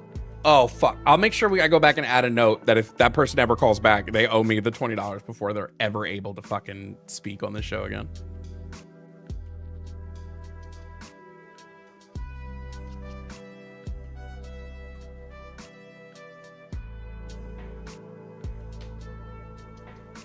There is quite literally zero evidence that Lupron decreases life expectancy. Zero. Whatsoever. Zero. Anyway, we have some other calls we're going to get to. No super chats during that one. That's totally fine. We did get a Venmo that I missed. William sent the 4 tenets of Jovanism. Okay, let's see what we got here. Tenet number 1, engage with your material reality as it is not as you would like it to be. Okay. Okay, tenet number 2, treat all sentient beings with respect and kindness. Tenet number 3, capitalism bad. And tenet number 4, no white nonsense. Wait, we locked in. We are locked in. Tenet number 4 is my favorite, no white nonsense. That's my favorite tenet of Jovanisms.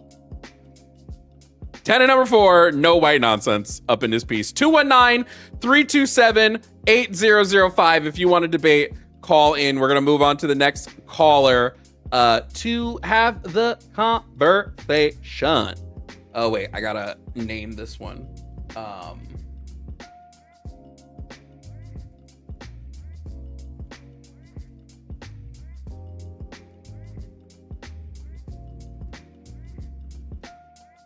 More waste my time taxes. Unbelievable. Coming up next to stream is Rich. Rich wants to talk about gender affirming care. Ooh, Rich, you have a really bad background noise. Am I on speaker? Yeah. Yeah, you're gonna want to take me off speaker so we can avoid the Can you hear me? Can you hear me better? Yep, I can hear you better there. Rich, can you please provide me with your age and pronouns? All right. So I'm 29, and my pronouns would be, I guess, he, him. Okay. Now, Rich, I believe children should be able to access gender affirming care. Do you disagree? And if so, why? I do disagree, and the reason I disagree, I guess, the most basic reasons for me would be we're not allowed to go into the military until a certain age. You're not allowed to get certain surgeries done at a certain age. You're not allowed to get, tattoos, smoke, alcohol, etc. I guess that would be like my foundation to that is like, I think there should be a limit for a lot of things, like for age, so I think that should be one of them. Okay. So there are countries that allow people under the age of 18 to drink alcohol. There are some countries where you can drink alcohol under the age of 15. Well, so I'm from Canada. In Canada, like we're allowed to drink at 19. So I do get what you're saying here. Like I totally understand that. But and then same with tattoos. Minors in areas are able to get tattoos with parental consent. Okay, so we don't are we bar talking these like things outright. We bar them in some instances under some circumstances. Yeah. Okay. So like you're talking about maybe like other countries and stuff. Like right now, I'm focused on like where we're living. Like I believe you're in America and I'm in Canada. I'm just using the other country thing as sort of a bridge to show you that we're not banning these things on some universal metric that they're like wrong because of some developmental criteria. it's usually based on some legal criteria that is different for each region that you live in, right? In some Okay. countries, And you're considered an adult earlier than others, yada yada yada. So if I were to, if the reason for wanting to, if the reason for wanting to ban this is one of these, I just don't think that that's a strong enough reason for wanting to ban gender affirming care. Okay. Well, that was just my foundation. Like, I have many other reasons. And, like, I also wanted to mention, like, the previous conversation you had with that other fellow or whatever with the whole Lupron thing. Like, I also want you to know, like, I totally agree, right? Like, Lupron doesn't decrease anybody's life cycle. Like, I don't know where he got that information from, but, or lifespan. I mean, I think they were just disingenuous. Right. And, but, like, so just to continue on is more so, I have a kid. I'm not here to, like, I'm not trying to be a dick, and I don't want to, like, call each other disrespectful names and yell at each other. I'm just here to have a normal conversation as two grown men. And I just personally, like, I have a child. I think that like people have the right to be like who they want. I'm not here to say, like, so a kid shouldn't want to transition, or if they don't feel like they're in the right body, that they should live in that same body. I'm just kind of like stuck on that line of, like, should a 12-year-old or 13-year-old just go to their mom, right, or dad and say, like, well, hey, I feel like I'm a boy, or I feel like I'm a girl, I don't want to live in this body. Does that just give them the right to just automatically go and, like, change their body, or should they be going through, like, a very strong process of, like, finding out if there's anything wrong mentally? And I'm not trying to be offensive saying that, Okay, so these here's the people have a issue. mental Here's the issue. issue with that, though. Here's the issue with that, Rich. Yeah. We know that per all of the relevant research on gender incongruency, there's quite literally no tie to any mental illness for why gender incongruency would exist. The APA reaffirms this time and time again. So no amount of therapy will find some mental illness cause. None. It just won't ever exist. So saying, hey, well, we're going to bar you from treatment for this thing because we're going to look for something that doesn't exist is just unfair to this population of people. Secondly, what I would say is, if, like, let's say when it comes to, let's say we have a child, right? And this child is coming to you, and exhibiting signs of gender dysphoria, and not just that, but exhibiting signs of severe gender dysphoria. They could have developed depression, anxiety, socially anxious disorders. They have developed suicidal ideations. They're self-harming. They have all of this. And we know that the treatment that best addresses these things is gender affirming care. To say no, they can't access this is just going to perpetuate harm from these people. Okay, so maybe I'm here more so to be because I'm very, like, level-minded. Like I said, I'm not here to just, like, throw insults and stuff, and I'm here to also listen to what you have to say. And it's kind of like, don't most of these kids grow up and, like, from what I see, I mean, from the information out there, like, a lot of these kids grow up and they have some regret about what they did. And as far as I know, this isn't something that you can reverse. Like, you can't just go back and say, I want my old private parts back because you decided. Like, what happens to the kids? I know it's a very small percentage. Like, I know that's probably what you're going to say, but even, like, that small percentage matters. Like, what do you do with people? But what do you do for the percent of people? But here's the thing. If we're looking at regret rate, right? Regret rates sit on the high end 3%, right? On the high end. That would be if I'm giving it a conservative number on the high end. Realistically, they're sitting closer to, like, 1.5% on the low end. Now, we can have the conversation of, hey, that 3% regret rate is still an issue, and it's something that we need to make sure we have a standard of care to help those people that regret. But if the answer is let's ban it, then what we're going to do is now we're going to have a regret rate of 97% for the people who can't access the care. So it's like, and a suicide rate too, probably. Exactly. Yeah, the suicide rate's going to jump. I mean, we know that gender affirming care lowers suicide ideations by 70%. So what's going to happen is we're in all medicine, it's just the way medicine has to go. You have to triage, right? You have to look at what is the maximum amount of care that you're going to get. And saying we're not going to treat people doesn't do that. All that's going to do is maximize harm. You're going to have a group of people who are now going to suffer based on no relevant science, because the science is on the side of gender affirming care. Yeah.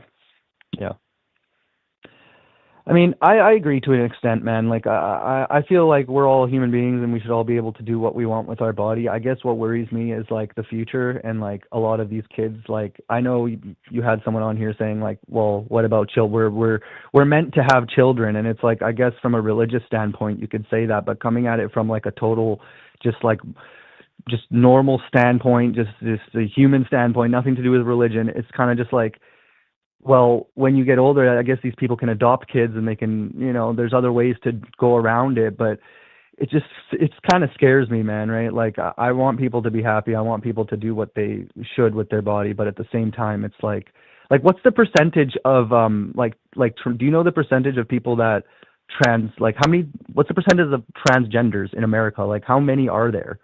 The percentage of people that are like gender incongruent is like 1 to 2% of people. Okay, and then how many people regret doing it? What did you say the percentage for that 3%. was? 3%. So it's 3% of that 1%. Okay, so you said that 3% was like a small amount to like that was a small amount of people that were wanting to reverse whatever they had done to their body. It's a small rate of regret. Yeah. But we have to remember the regret rate isn't just for people that want to reverse. Like, the regret rate encompasses not just people who regret going through gender affirming care, but it also not just people that regret it because they no longer are gender incongruent or trans. It also encompasses the people that, like, maybe they just had bad medical care, so they regret it because of that. Maybe they regret it because it just wasn't the right time for them. They could regret it for a litany of reasons. It's not even just people who are no longer trans. Yeah. Yeah. So I guess what my middle ground would be here, man, is kind of like, I'm sure they probably already do this. This is how maybe I should get more educated, but I just really wanted to, just state my opinion. But I think maybe people should be getting kind of like a evaluation or something maybe before getting this care, or do they go through some type of like psyche treatment? Okay. So this is part of what I have an issue with in doing this debate for so long, right? Okay. I've been having these conversations for like 3+ years. Okay. Yeah. And it seems that the people who are very heavily, and this is not a knock on you, I'm saying it seems like the people that are very heavily against gender affirming care have no clue how the care is even acquired. But per the DSM-5, in order for a child to even receive a diagnosis of gender dysphoria, which is necessary to go through insurance to get gender affirming care, they have to undergo 6 months of therapy where they are showing that they are persistent, insistent, and consistent in their gender identity. That's just like step number 1. And most people go through it for much longer, right? Gender affirming care, like medical treatments, are very limited and possibly too limited in who has access to them. The last numbers we had, the amount of children that received like HRT, the amount of minors, so people under the age of 18 that received HRT in a given year, was like 5,000 people. Okay. So like we're already limiting this care extensively, but there's nothing that, again, because there is no link between gender incongruence and mental health and like a mental illness, just saying you need more therapy it's not going to do anything. It's just trying to delay, which is just going to lead to further harm of those people. But what about when doesn't the brain fully develop at 25? Like, what if these choices are like when I was 18, then we'd 17, see a higher regret rate. I wanted to be all types of things when I was 18 and 17. Hell, when I was, my mom told me when I was 5 years old, I played with Barbie dolls. Does that mean I was, Rich, we'd see a higher regret rate and we'd see a higher detransitioning rate, but we don't. But the rate of transgenders, you said in America, is 3%. Like, I mean, that's not a lot of people transitioning. It doesn't matter if we're talking about rate. It doesn't matter if we're talking about the rate. The amount of people doesn't matter. The rate would be higher. So we'd see a higher rate of detransitioners and a higher rate of people who no longer identify as trans. But we don't see that in any of the research. So maybe I'm getting the numbers wrong. So you said 3% of the people are transitioning, and out of that 3%, 1% of them are having regret?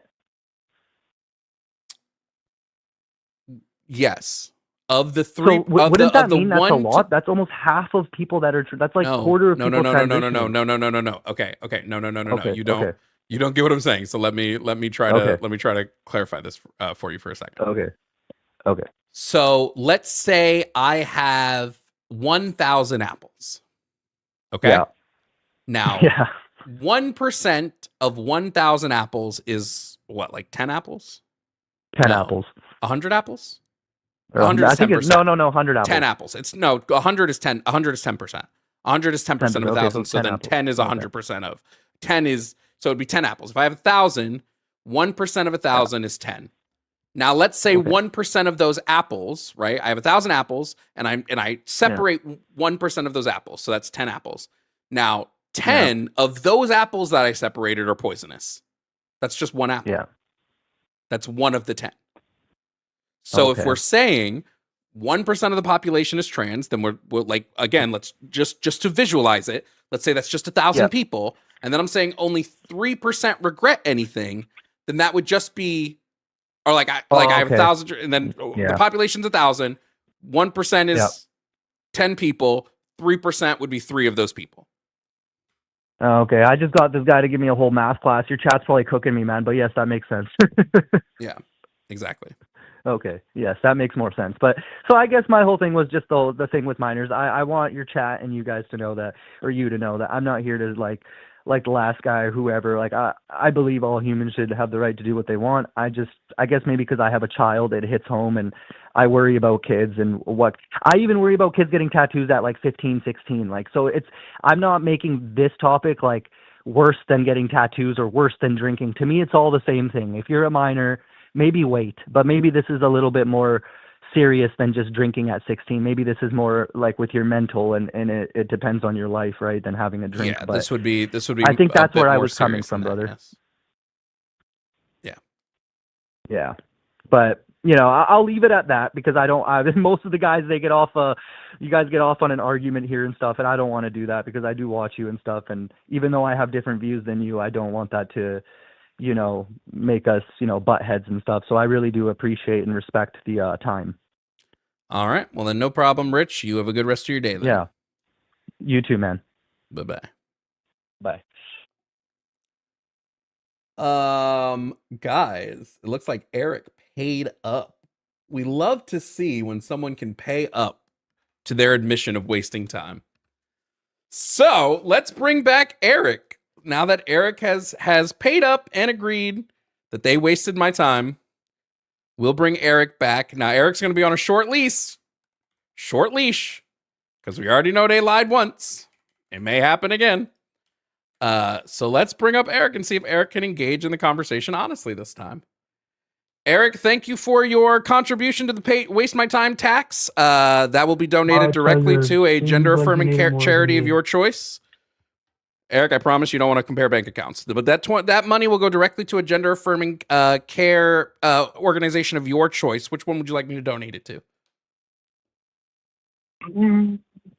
You can pick. I don't even know which charities exist for gender affirming care. Because I will don't donate it believe in right that, now so. to Point of Pride. Point of Pride does great work in dedicating. Actually, hey, donate it to. I work with homeless people. Donate it to something like. No, it's going to a gender affirming care fund. That's where that one's going. How about drug addicts? I care about drug addicts. It's going directly to a gender affirming care fund, like I said. Okay, But it's okay. I donated to Point of Pride, so that $20 is going to go directly to Point of Pride. They do, like I said, they do great work in the space of offering resources for people to be able to access gender affirming care. So that's going to Point of Pride right now, Eric. So thank you for your contribution to Point of Pride. Now, Eric is back to talk about gender affirming care now that they paid the $20 to time tax. You've changed. Topic 1. Yep. Okay, Eric wants to discuss trans men and women being men and women. Okay, Eric, if you would like to now discuss. You can't be disingenuous on this one. So I can't be disingenuous on this one. Okay, that's fine, Eric. Really quick, everybody, there's the $20 to Point of Pride, so everybody can see it. So now we know that money was sent to Point of Pride. WWW to Eric's Point of Pride donation. Eric, I believe trans men and women are men and women. Money to Trump's campaign. Nope. Eric, I believe that trans men and women are men and women. Do you disagree? And if so, why? Oh, hard disagree. I think you are what you're born as. You are what you're born as. Yes. So am I a baby? No, but you were. Oh. But I thought we are what we're born as. Babies grow. So we're not Like what we're in born all as. of history across all species, all infants have grown up to be adults. Oh, okay. But it's not the case ever in humanity where someone has spontaneously switched genders without any like extraneous help. Eric, is the category of woman an exclusionary category?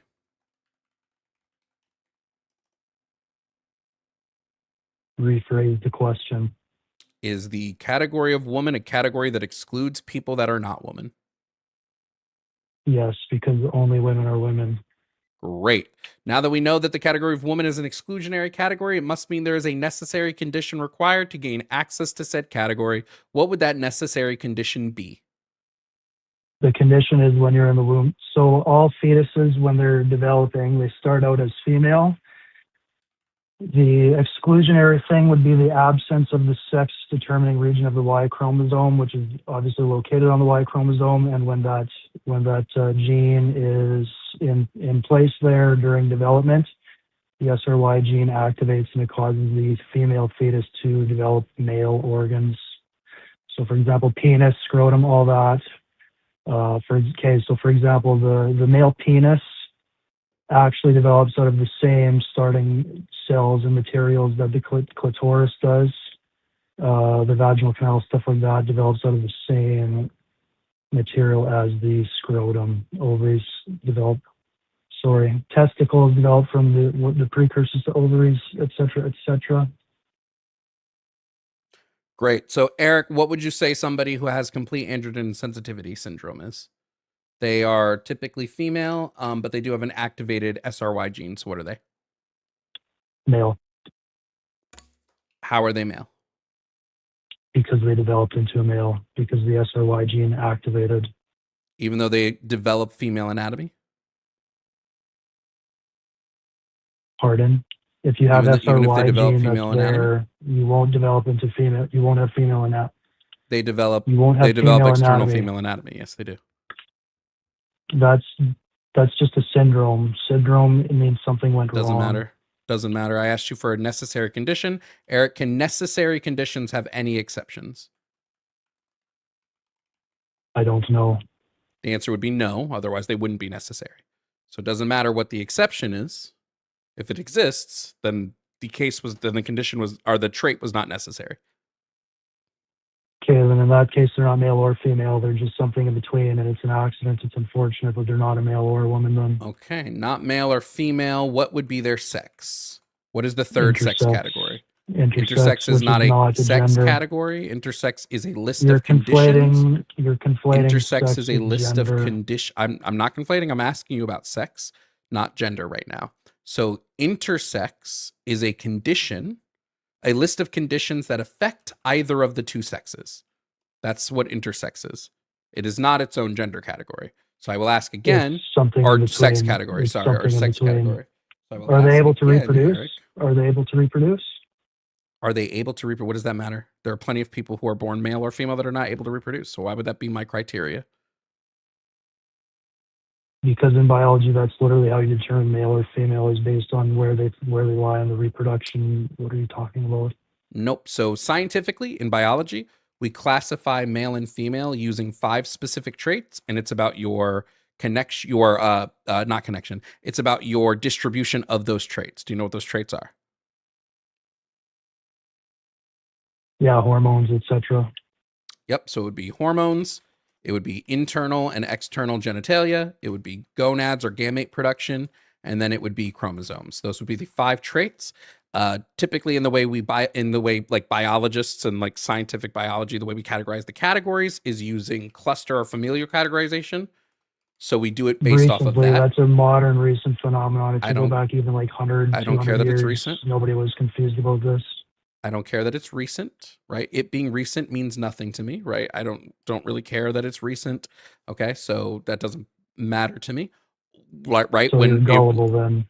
Nope. When we found out the sun was the Earth did not revolve around the sun, could somebody argue against this and be like, well, that was just recent, so it was bad science? No, it would just be a fallacy to say that the recency of information. Interesting because physics is hard science. Meanwhile, you're discussing soft science. I'm talking which about can't actually biology. make- Biology is not a Biology soft is- science. Biology Biology is compared to not a physics and soft chemistry, science. It is. Biology is not a soft It's- science. it's That was a pretty very much disingenuous universally laughed argument. at by- I don't know why, Eric, I don't know why you're trying to speak over me. Biology is not a soft science, never has been a soft science. And now you've moved the goalpost away from it being a soft science to be, well, it's softer than physics. This is just a goalpost shift because you don't have an answer to the question.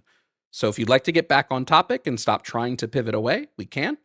But biology has never That's once been a rich. soft science. That's rich. And I'm talking about biology. It has never been a soft science. That's rich. So again, what would the necessary condition be that all women possess and no one who's not a woman possesses? What is that trait required for the exclusionary category of woman?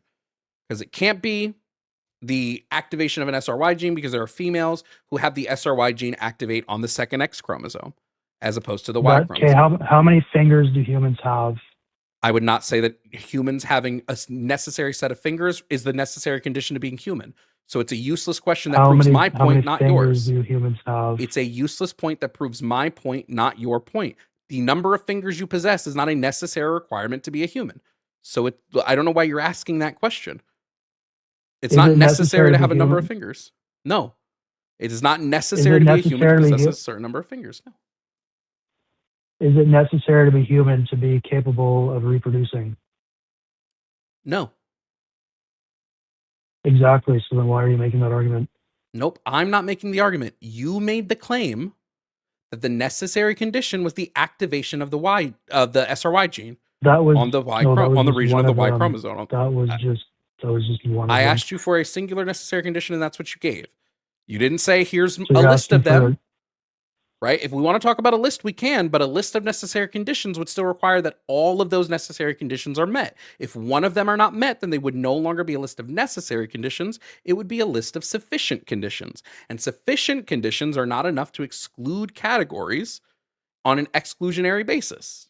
It's not how sufficient conditions work in categorization. So, Eric, I will ask again, what is the necessary condition required to be a woman? You're born as a woman. So that's circular. Do you have an answer No, that's it's not circular? If you're born In as order a to be a woman, woman, you're you must be born if as a you're woman. born Doesn't as mean a anything. man and you take exogenous hormones to change your gender, that's Eric, you're not a Eric, woman. You're that just was a pretender. circular definition. In order to be a woman, or circular answer, because I didn't ask you for a definition. That's a circular answer. In order to be a woman, you must be born a woman is circular. Do you have an answer that is not circular? It just falls apart because it's not actually telling me anything. It's not telling you anything. Correct. It's not telling me a single thing when you say, in order to be X, you just must be born X. That Why doesn't is tell it me I what can that look at is. someone and determine if they're male or female, like very Because we easily. have traits that are typical to those sexes in our society. That doesn't mean anything. There are people that don't possess those analyzed their traits. hormones and their Eric, DNA and all Eric, that. and so it you must and be Eric, something you more than won't be that. 100% right 100% of the time. Now all you're doing is avoiding the question. And I get it. When you're not great at debate and you don't have a logical foundation for your argument, I understand that it's easier to just start giving answers that are circular. But I don't want a circular also answer. easier to kick I'd like an people off answer your that is show, just a which you straight do line, often. please. I'd like an answer that's just in a straight line that does not fall back inwards on itself. Do you have the capability of providing that? You give me one. I'll give you a one of what? I'm not making a claim. You are. You give So now me you're your just burden definition. shifting again. Are you just burden shifting again? No, it's a debate. I'm asking you, what do you think a woman is? A woman would be an adult human whose gender identity aligns with their personal schema on the female sex. I don't mind the burden shift because my argument is solid. But Their all you did was personal burden schema on shift the- just now. So basically, if they look like a woman and they say they're a woman by your definition. Nope, it's not what a schema is. A schema is not, do So I what look if like I'm a X? man? What is a schema in your words?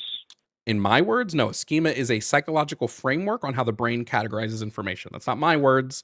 That's like what a schema is and is how our brains work. That's just basic psychology. You learn this in like Psych 101. Rephrase that. Rephrase it how?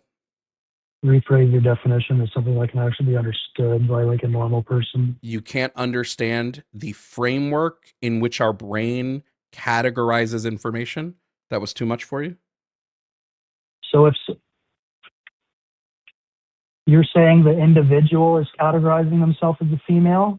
No, the individual would be categorizing females based on what they see and engage with from birth all the way up until whenever they die, because our brains are constantly Who's engaging categorizing them?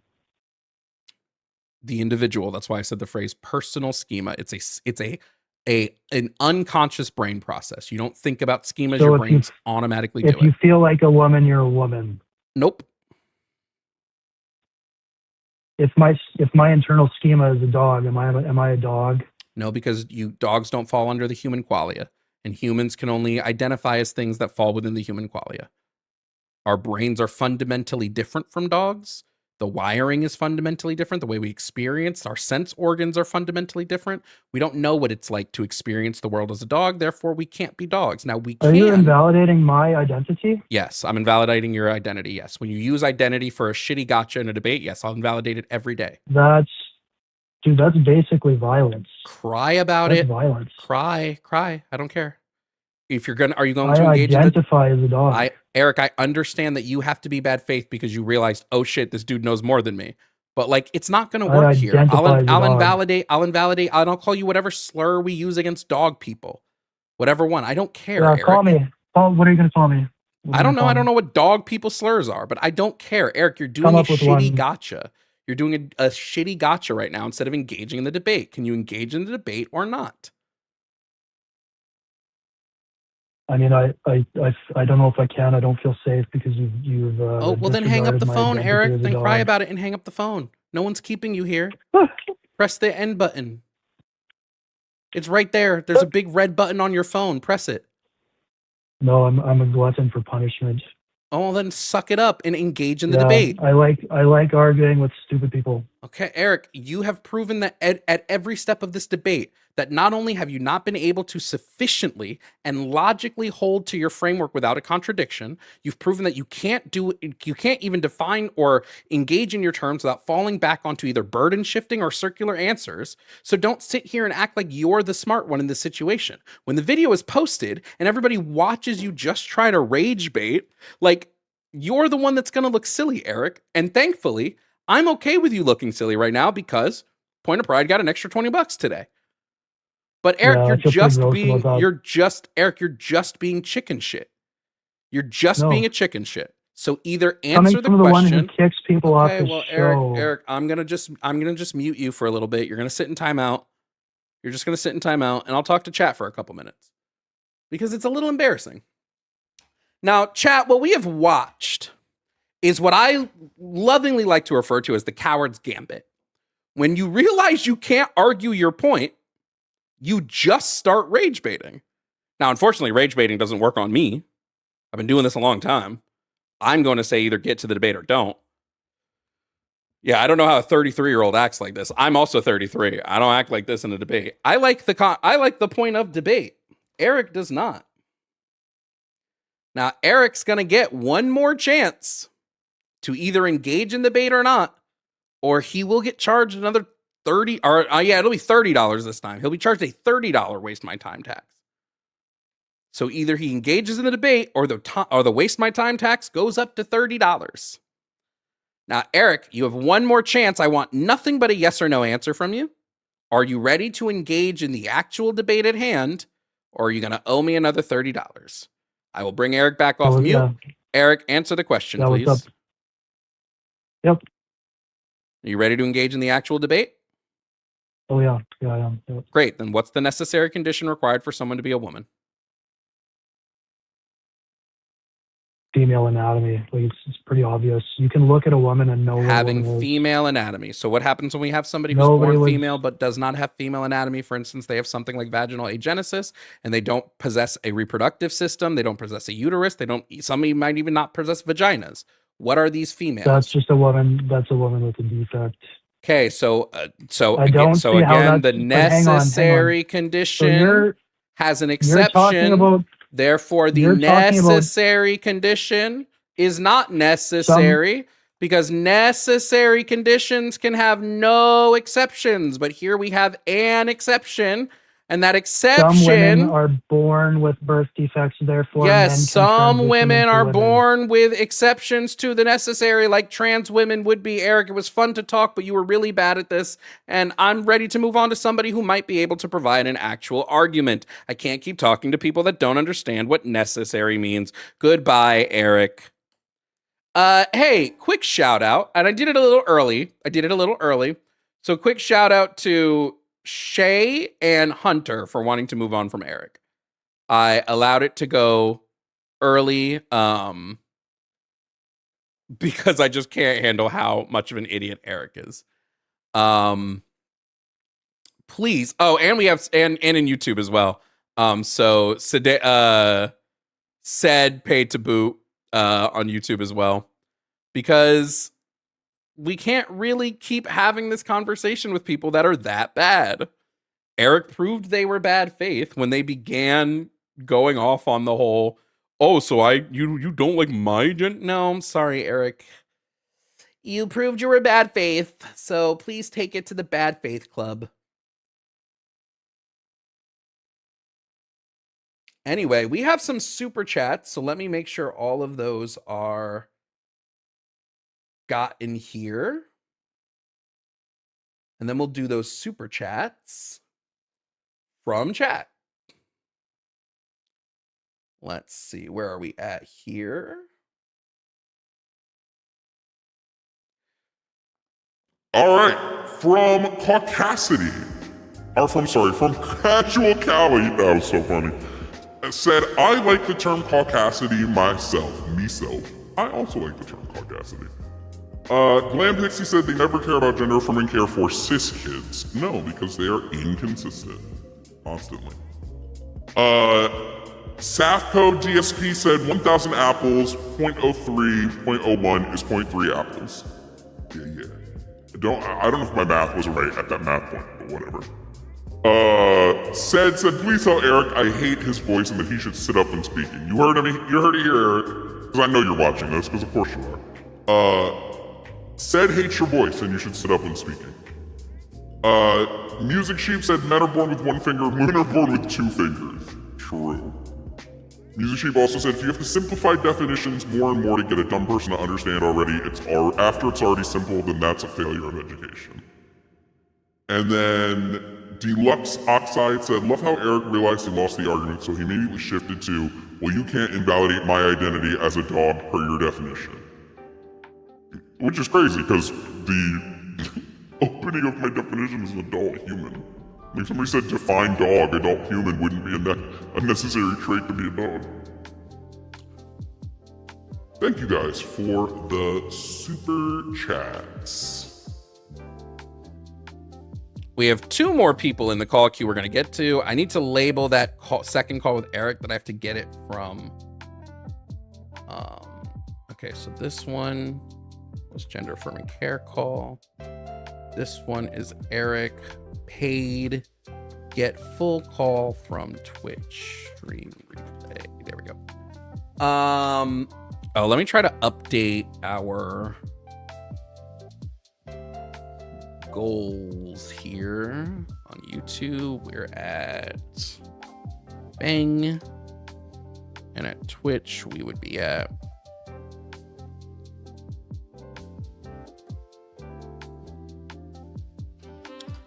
Bang. Oh, also, I missed one. Amanda, thank you for the Venmo. Amanda said,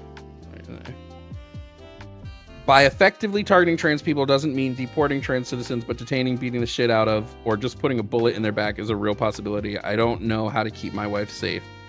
What are we talking about? What is it? What are we talking about on that? Marissa, thank you for the Venmo. Said, just watching your stream with Jimmy. I've been on GLP for 3.5 years. It's been the best thing I've ever done. I've had 2 weight loss surgeries, and this is the healthiest and longest I've maintained my weight. Yeah, I'm on Trulicity for my diabetes. I've just been freaking out about all this like gastroparesis stuff people are talking about. Like, I haven't lost any weight on the GLP-1s because that's not what it's being used for me. They're being used for my blood sugar and shit, which is like the primary purpose of them. But yeah. I'm gonna talk to my doctor though and just be like, do I have anything to worry about? I've had no side effects, so probably not. But you know. Ugh. All right, let's move on to the next caller. Coming up next to stream, we have Mary. Mary is calling about topic number 3, gender affirming care for minors. Mary, if you can hear me, please provide me with your age and pronouns. Hi, my name is Mary. I am 31 and I identify as she, her. All right. Now, Mary, you're a little hot in your mic. So you're peaking a little bit. If you could just back off. Phone kind of sucks. Yeah, I don't know if you could possibly like just take a step back from it or anything. I can try turning you down, but that won't help like how loud the peaking is. Well, is that better? I mean, I will suffer through it, but it's okay. All right, Okay, Mary, I believe minors should be able to access gender affirming care. Do you disagree? And if so, why? Well, I have some reservations with it. I think that it should have maybe more restrictions and a more rigorous screening process. I'm not so much against gender affirming care so much as I'm concerned with the idea of sterilization procedures as an aspect of gender affirming care. So when you say that you want more like a more Rigorous like stricter screening process, what would that look like? Yeah. Because I feel like 6 months of like what is typical 6 months of gender affirming therapy in which the child has to be consistent, insistent, and persistent on their gender identity is a pretty strict guideline as it is. I agree. However, I have concerns that there is room and area for potential physician manipulation. I think that we need to have more screening diagnostics.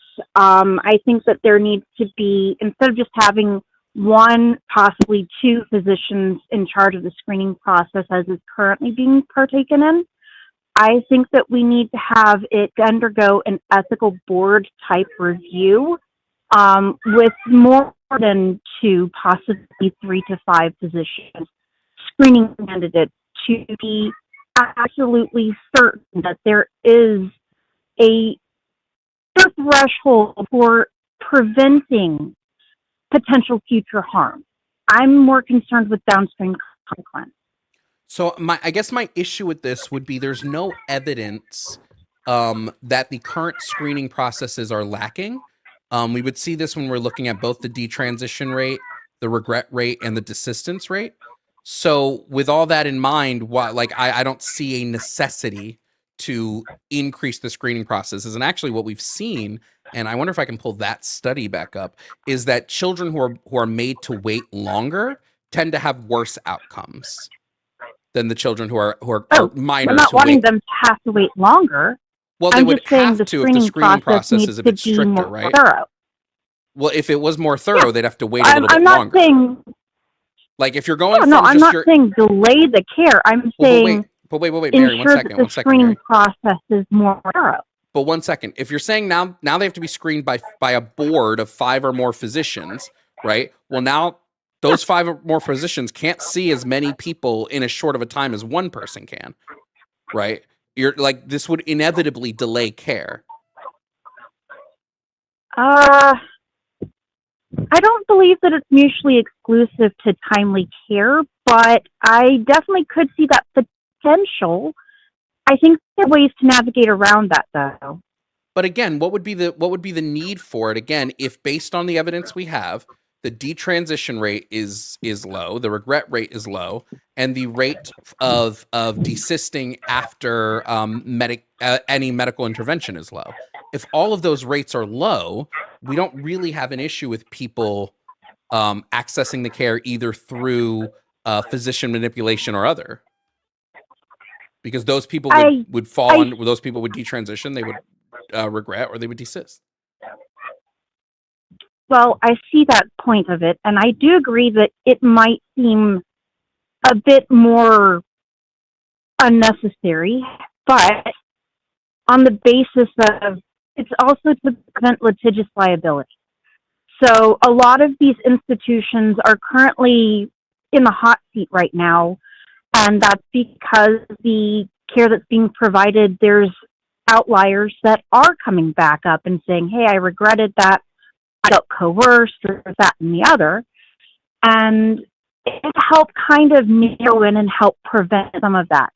If you said previously with Eric that a 3% rate out of the 1% that is gender dysphoric is having these issues, and then the downstream consequence of that is that we want to try to narrow in on that and reduce that even more.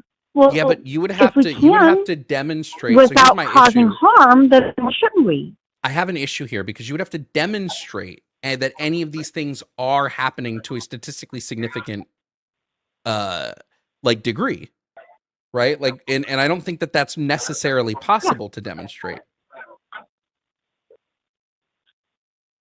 Well, that is harder to prove, and that requires more sample sets. And you made a great point of that. Like With I do want adequate data to confirm or deny. I do want to point out, right? Like I agree that some physicians can manipulate stuff. There are physicians who manipulate patients into thinking they have cancer for $1. But like making the screening process for those things more comprehensive doesn't weed out physician manipulation, right? Like it would just make the access to care harder for people that want to access it. So like the only relevant way to help with physician manipulation is just give people a path of medical malpractice to like prevent people from doing it. And I think with all the eyes that are on gender affirming care, because it's like one of the most looked at things right now in terms of like where society's viewing medical care, I don't think anybody's really willing to risk their career like that because there are groups that are searching for the doctors that are doing it wrong.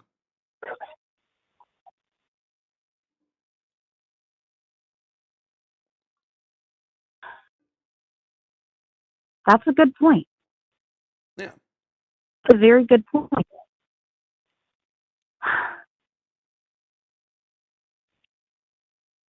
No, you've got a good point there, and maybe I'm wrong. Maybe I am going a little bit overboard with how I feel the rigor should be handled. Not right now, Ryan. Yes. I know. I already talked to Vincent. It's his turn. It's only 1 hour. Okay. Well, I'll discuss that with him in a minute. Mommy's on the phone. But I kind of have a vested in this argument. I have kids myself.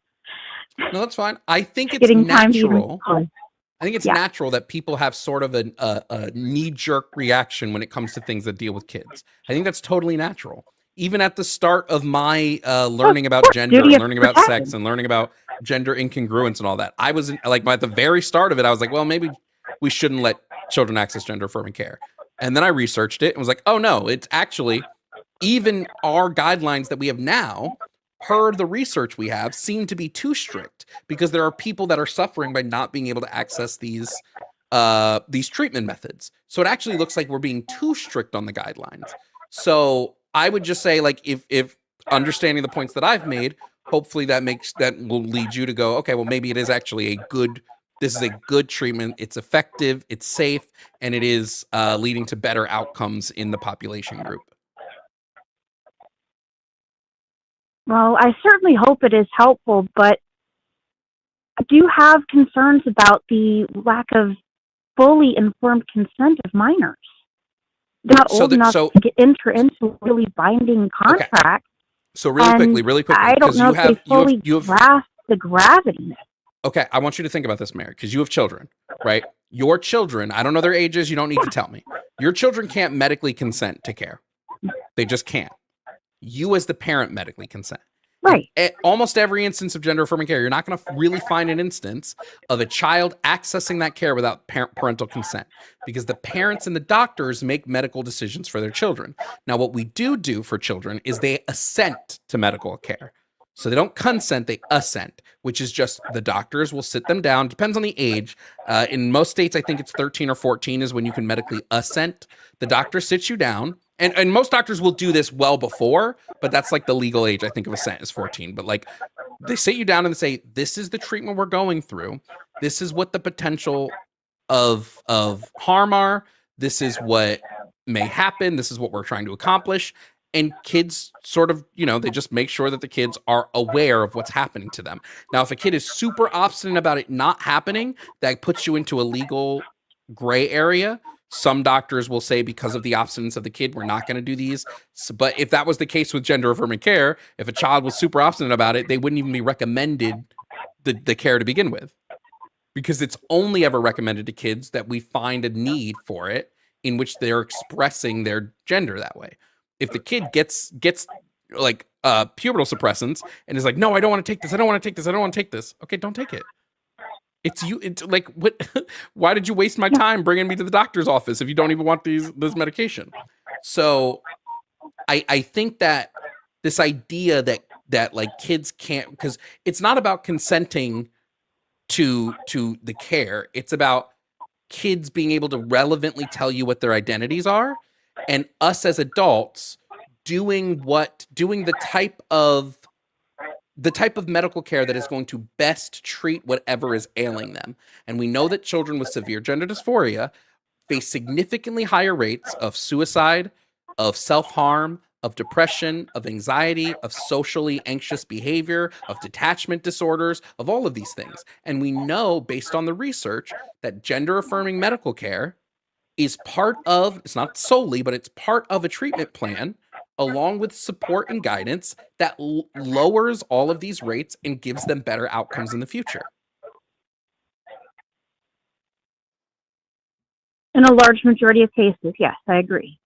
That's part of why I'm concerned with needing more screening, though, because there is still that outlier that group Mary, it's that 97% of more cases. pliable. The regret rate is 3%. It's only 3%. Do you know what? Do you know what? Any 3% do you know what? Still too high. Do you think? Okay, let me ask you a question. Do you think you need a medical board to review if you can consent to knee surgery? Because the regret rate for knee surgery is like 22%. 3%. Do you know what? Do you know every type of medical intervention or medical treatment would kill for a 3% regret rate? They would fall. If you said, I have a 3% regret rate right here, they would fall on their knees begging for that. Well, okay, this might be a false conflation, but a 3% risk of uterine rupture, for instance, in a attempted, regular birth after a cesarean section. Let's say you've had 2 C-sections, 3 C-sections. They're going to automatically say, you can't try this, be too high. And that threshold for risk is lower than 3%. So let's use the same diagnostic screening criteria and try to mitigate some of that risk. That's all I'm saying. Let's lower the risk. Accurate, though, Mary. I don't think that's accurate. I think that they absolutely would let you try it with a 3% risk rate. Nope. Speaking from experience, I've had 6 C-sections. I have 6 kids. But hold on. Are you saying that if you have a C-section, that I interacted with were... Wait. I just want to confirm what you're saying here. If you have a C-section and your risk of rupture in a vaginal birth goes up to 3%, they will not let you have a vaginal birth after said C-section. That is correct. From my experience with multiple physicians, I've had 4 different physicians over the course of 6 pregnancies, and I was dissuaded from vaginal birth. And one of those attempts was actively thwarted due to a nurse who essentially ran the Pitocin too high during my attempt of a regular birth. So I just want you to know, I'm looking at I'm looking here and I'm showing that it is common to have a vaginal birth after a cesarean section. It would depend on the type of cesarean section. The risk of uterine rupture is about 1.5 to 1%. Obviously, if your case might be different, I'm just telling you what I'm looking at the averages of the stuff are, and that typically there's a success Mine's rate of vaginal higher. birth of My 60 risk to is higher 80%. based on my ethnicity. Yeah, but sure, but that's not. They So use then we're not. ethnicity in that screening tool. Sure, but what By the all I'm way, pointing out here is that there are people who do undergo vaginal births after the ACOAG, the American College of Obstetricians and Gynecologists, says that the success rate sitting right now is about 60 to 80% for people who have vaginal births after cesarean sections. So like so all I'm trying to point here is like, yeah, you might have had a high risk for a vaginal rupture, but I think like, I'm sorry, not a vaginal rupture, uterine rupture. Uterine rupture. Thank you. You might have had a higher risk for uterine rupture, but like, if I'm analyzing things, I think a 3% risk of uterine rupture is a little more serious than a 3% risk of regretting the care you received. Not necessarily. On the basis of the potential for, the same things you listed earlier with the risk of self-harm, the risk of unaliving, I think that is a very statistically significant number. No, I don't. I mean, think we shouldn't have people wanting to hurt themselves. Period. But when we're looking at the type of thing that we're analyzing in the statistic, right? Like if I were to tell you, hey, I have 2 piles of M&Ms. One of those piles of M&Ms has a 3% chance of being poisoned. The other has a 3% chance of just not giving you ice cream. Those are 2 different things, right? I'm looking at these things way differently, right? A 3% poison rate is a bit different. I know, and I said earlier that might be a false equivalent, just a little bit, but so, I mean, it's kind of a similar standpoint as to why my methodology thought process is there. Sure, I was trying to I think that we create an analogy for my thought process. Who's on TACUS this week? Hold on, let me see because I think it might be beneficial for you to talk to, if it's Ben. Is it Ben at all? It's Josie and Riverboat Jack. That actually might be a beneficial call. Listen, all I'm saying is when we look at the numbers, okay, when we look at the numbers, it very much shows the numbers in the data that restricting this care in any way tends to be harmful. So I would just say we need to be looking at like a litany of other things. But if you want a bit more of like the perspective of it from trans people who might have undergone the care, I can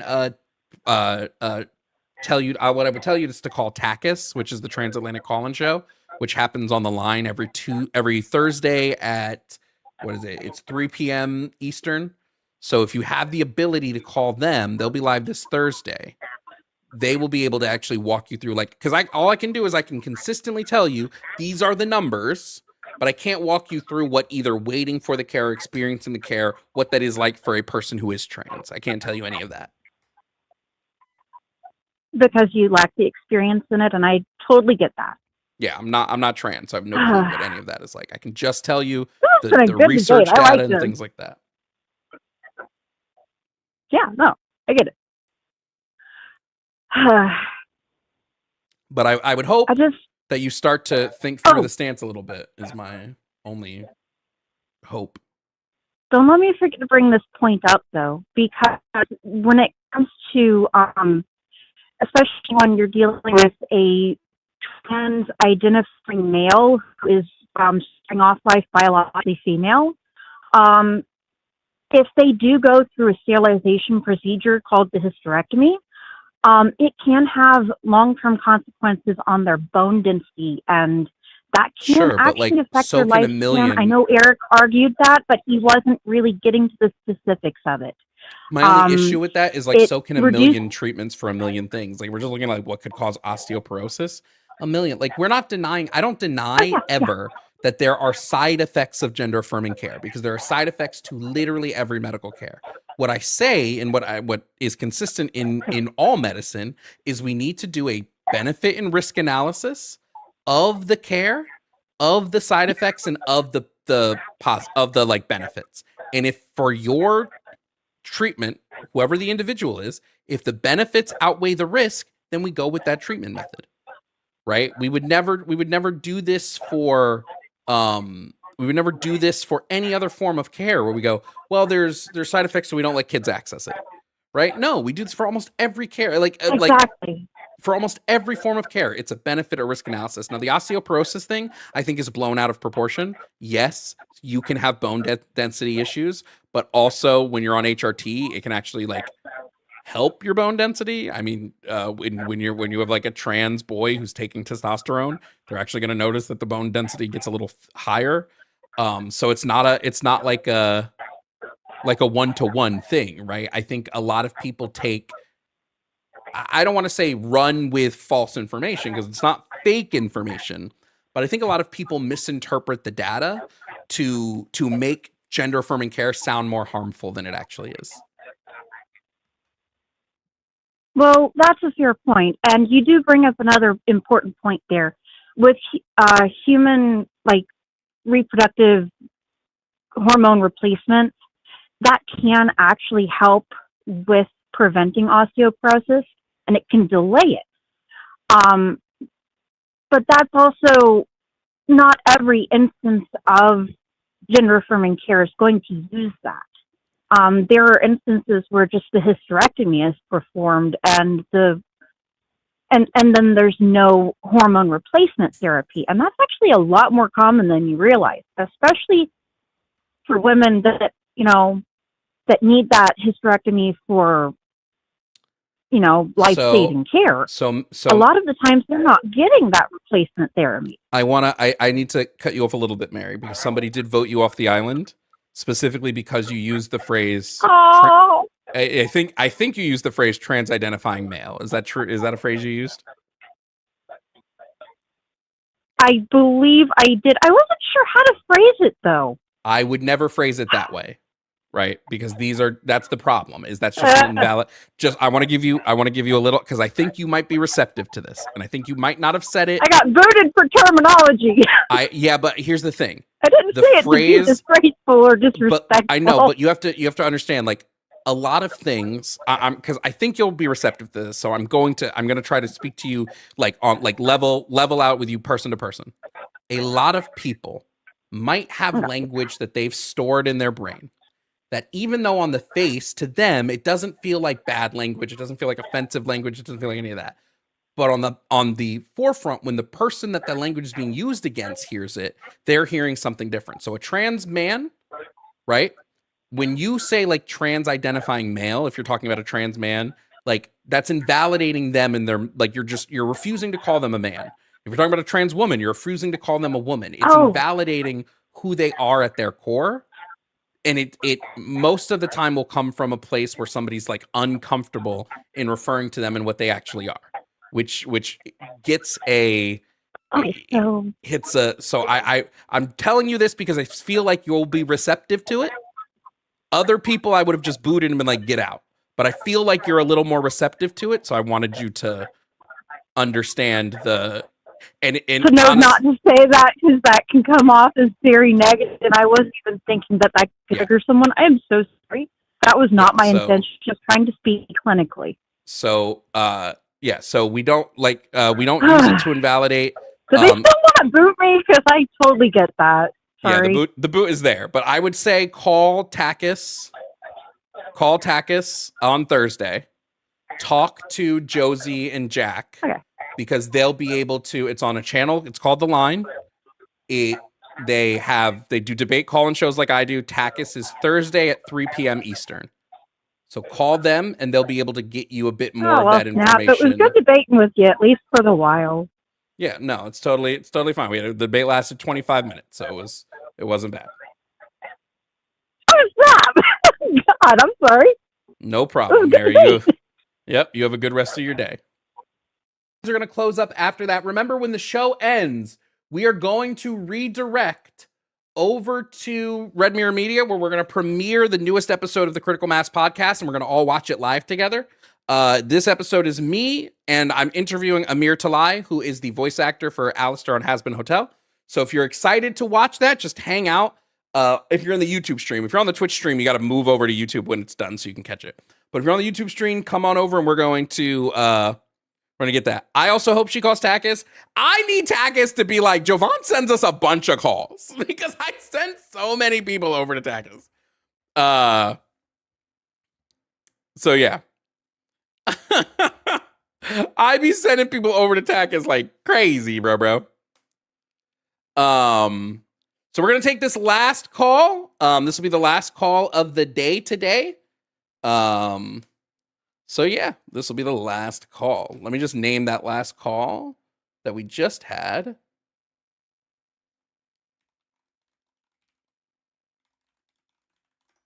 Yeah, I would take 1,000 Mary calls over one Eric call any day of the week. I know the Eric call is way more entertaining. So like it's way more entertaining, but like, let's just be honest, like Mary may actually be able to learn, whereas Eric was a piece of shit. So let's take our last call. This is going to be coming up on stream. We have Arthur. Arthur wants to call about gender affirming care for minors. Arthur, if you can hear me, please provide me with your age and pronouns. Hey, what's up? My age is 33. My pronouns are he, him. Okay. Now, Arthur, you talked to me like 3 days ago, right? Yeah. Okay. And now you're calling on a different topic. You're calling on gender affirming care. Okay, Arthur, I believe minors should be able to access gender affirming care. Do you disagree? And if so, why? Yeah, I disagree. And Okay. the main reason is because I don't believe children should be allowed to make life-changing decisions, no matter what they think or what they feel, really. Okay. Do you believe that parents should be able to make decisions for their children? I mean, in today's world, I'm not gonna lie, I would say no. I No. mean, people are literally selling their children to pedophiles. Like, it's kind of crazy. I'm sorry, So I people don't are know. what? I would say parents in today's world are actually like even selling their children for money in that sense. You know what I mean? So we shouldn't let. I'm sorry. Wait. So we shouldn't let parents make medical decisions for their children because, and I just am I getting this right? We shouldn't let parents make medical decisions for their children because some parents sell their children into slavery. I Arthur, I can mean, hear you laughing. yes, because it sounds funny now that you mention it. But that I mean, like, Does it, I'm just giving an example as to why I does it wouldn't trust possibly all sound parents. funny because it's a little ridiculous? Well, the way you phrased it, it's ridiculous. Because you asked me like why. I'm giving you reasons. Just to the way answer I that, phrased like, it was ridiculous? Huh? Just the way I phrase it is ridiculous, not like the stance itself. Well, no, because if you really think about what I'm saying, I mean, it's not like I'm making stuff up. It's true. Yeah, but you're okay. What you're telling me is that we shouldn't allow parents to make medical decisions for their children because some parents sell their children into like sex slavery. So who should make medical decisions for a child? I would say we would it would have to be and this is like all hypothetical talking because I believe the system we live in is so corrupt that I don't think anybody's really trustworthy. Like nobody. I would say we would have to have a system where we completely like So then do who a should background make check and like So I'm confused. This is why I'm confused.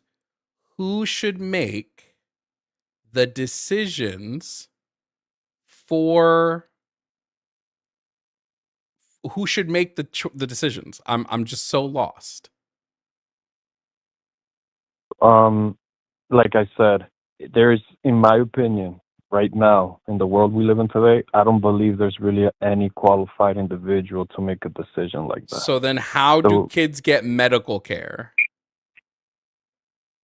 Kind of just by hoping the doctor and like the science is true. Like that's really all it is. People are just like putting their faith in it. Hoping.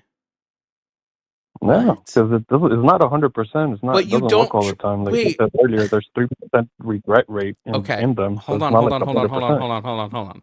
If you're saying the way kids get medical care is by just hoping the doctors are correct, and the doctors are saying give your child gender affirming medical care, wouldn't that, tell us, to do gender affirming care, Why are you talking like that? Talking like what? Like you keep saying you know. Well, I'm just trying to like. Could you want me to be honest? Because this is really dumb. Well, I mean, that's the thing. It's like even if you're honest with me, right? Like, because I know your stance. Like, I don't even need to hear it, but tell me anyways, right? The point is like the whole world is so corrupt. Like, it's not. I don't really trust the science, anyways. Like, after the Epstein files came out, we also found out that this whole transgender agenda was kind of manufactured by Zionists to like corrupt humanity. No, it wasn't. So it's kind of crazy. No, Arthur, you're just doing conspiracy. I don't do conspiracy. I only live in factual reality. If you're gonna start doing conspiracy, I'm gonna pull the eject cord. The files aren't conspiracy; they're real. Homie, you're just okay. Homie, you're just doing conspiracy, so I'm gonna pull the eject cord here. Have a good day.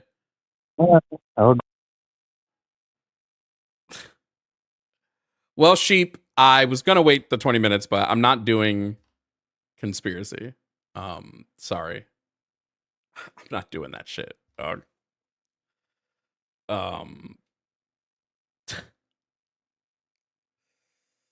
Okay. Well, ain't that just the way? I'm trying to, oh shit, I didn't mean to do that. It's not letting me do the premiere thing for the podcast. Well, that was our last call today, everybody. Yeah. Wow. How do we feel about those calls, huh? Thoughts? Comments? Concerns?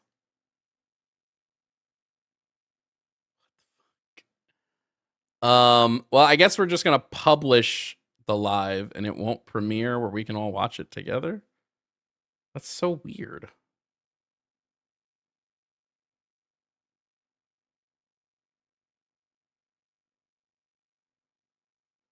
I guess I'll just tell you guys to go watch it.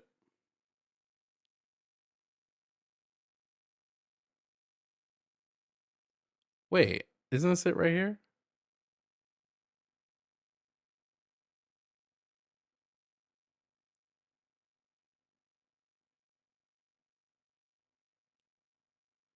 Let's see what happens if I just publish it. I think it's just going to publish as a regular video. Yeah, it's just up as a regular video. Okay, well, go watch the podcast. I just dropped it. So the podcast is now live. Please, I'm sorry, Mary Come Back is fucking crazy. I mean, I guess I could always re-upload it. Book club, I don't know the book club book yet. I'm sorry. I'm still thinking. I haven't picked yet. We need to start choosing the book at book club.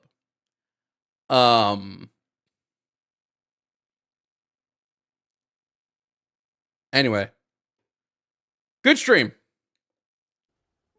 Did Jovan ever see the ice stuff? No. Oh. State of Martin visa rules set stage for ice scrutiny of transgender. I'll read this over and we'll talk about it tomorrow, but I need to actually dive into it first.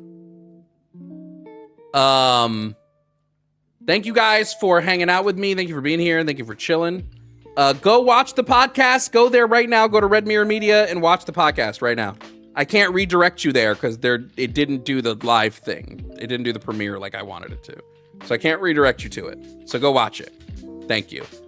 You will see me and Pillow tonight in the Discord playing Minecraft. So join us when we drop that. So if you're there, come join us. Okay. W to everybody who watched. Thank you for being here. Thank you for hanging. Thank you for chilling. And I will see you all tomorrow. All right.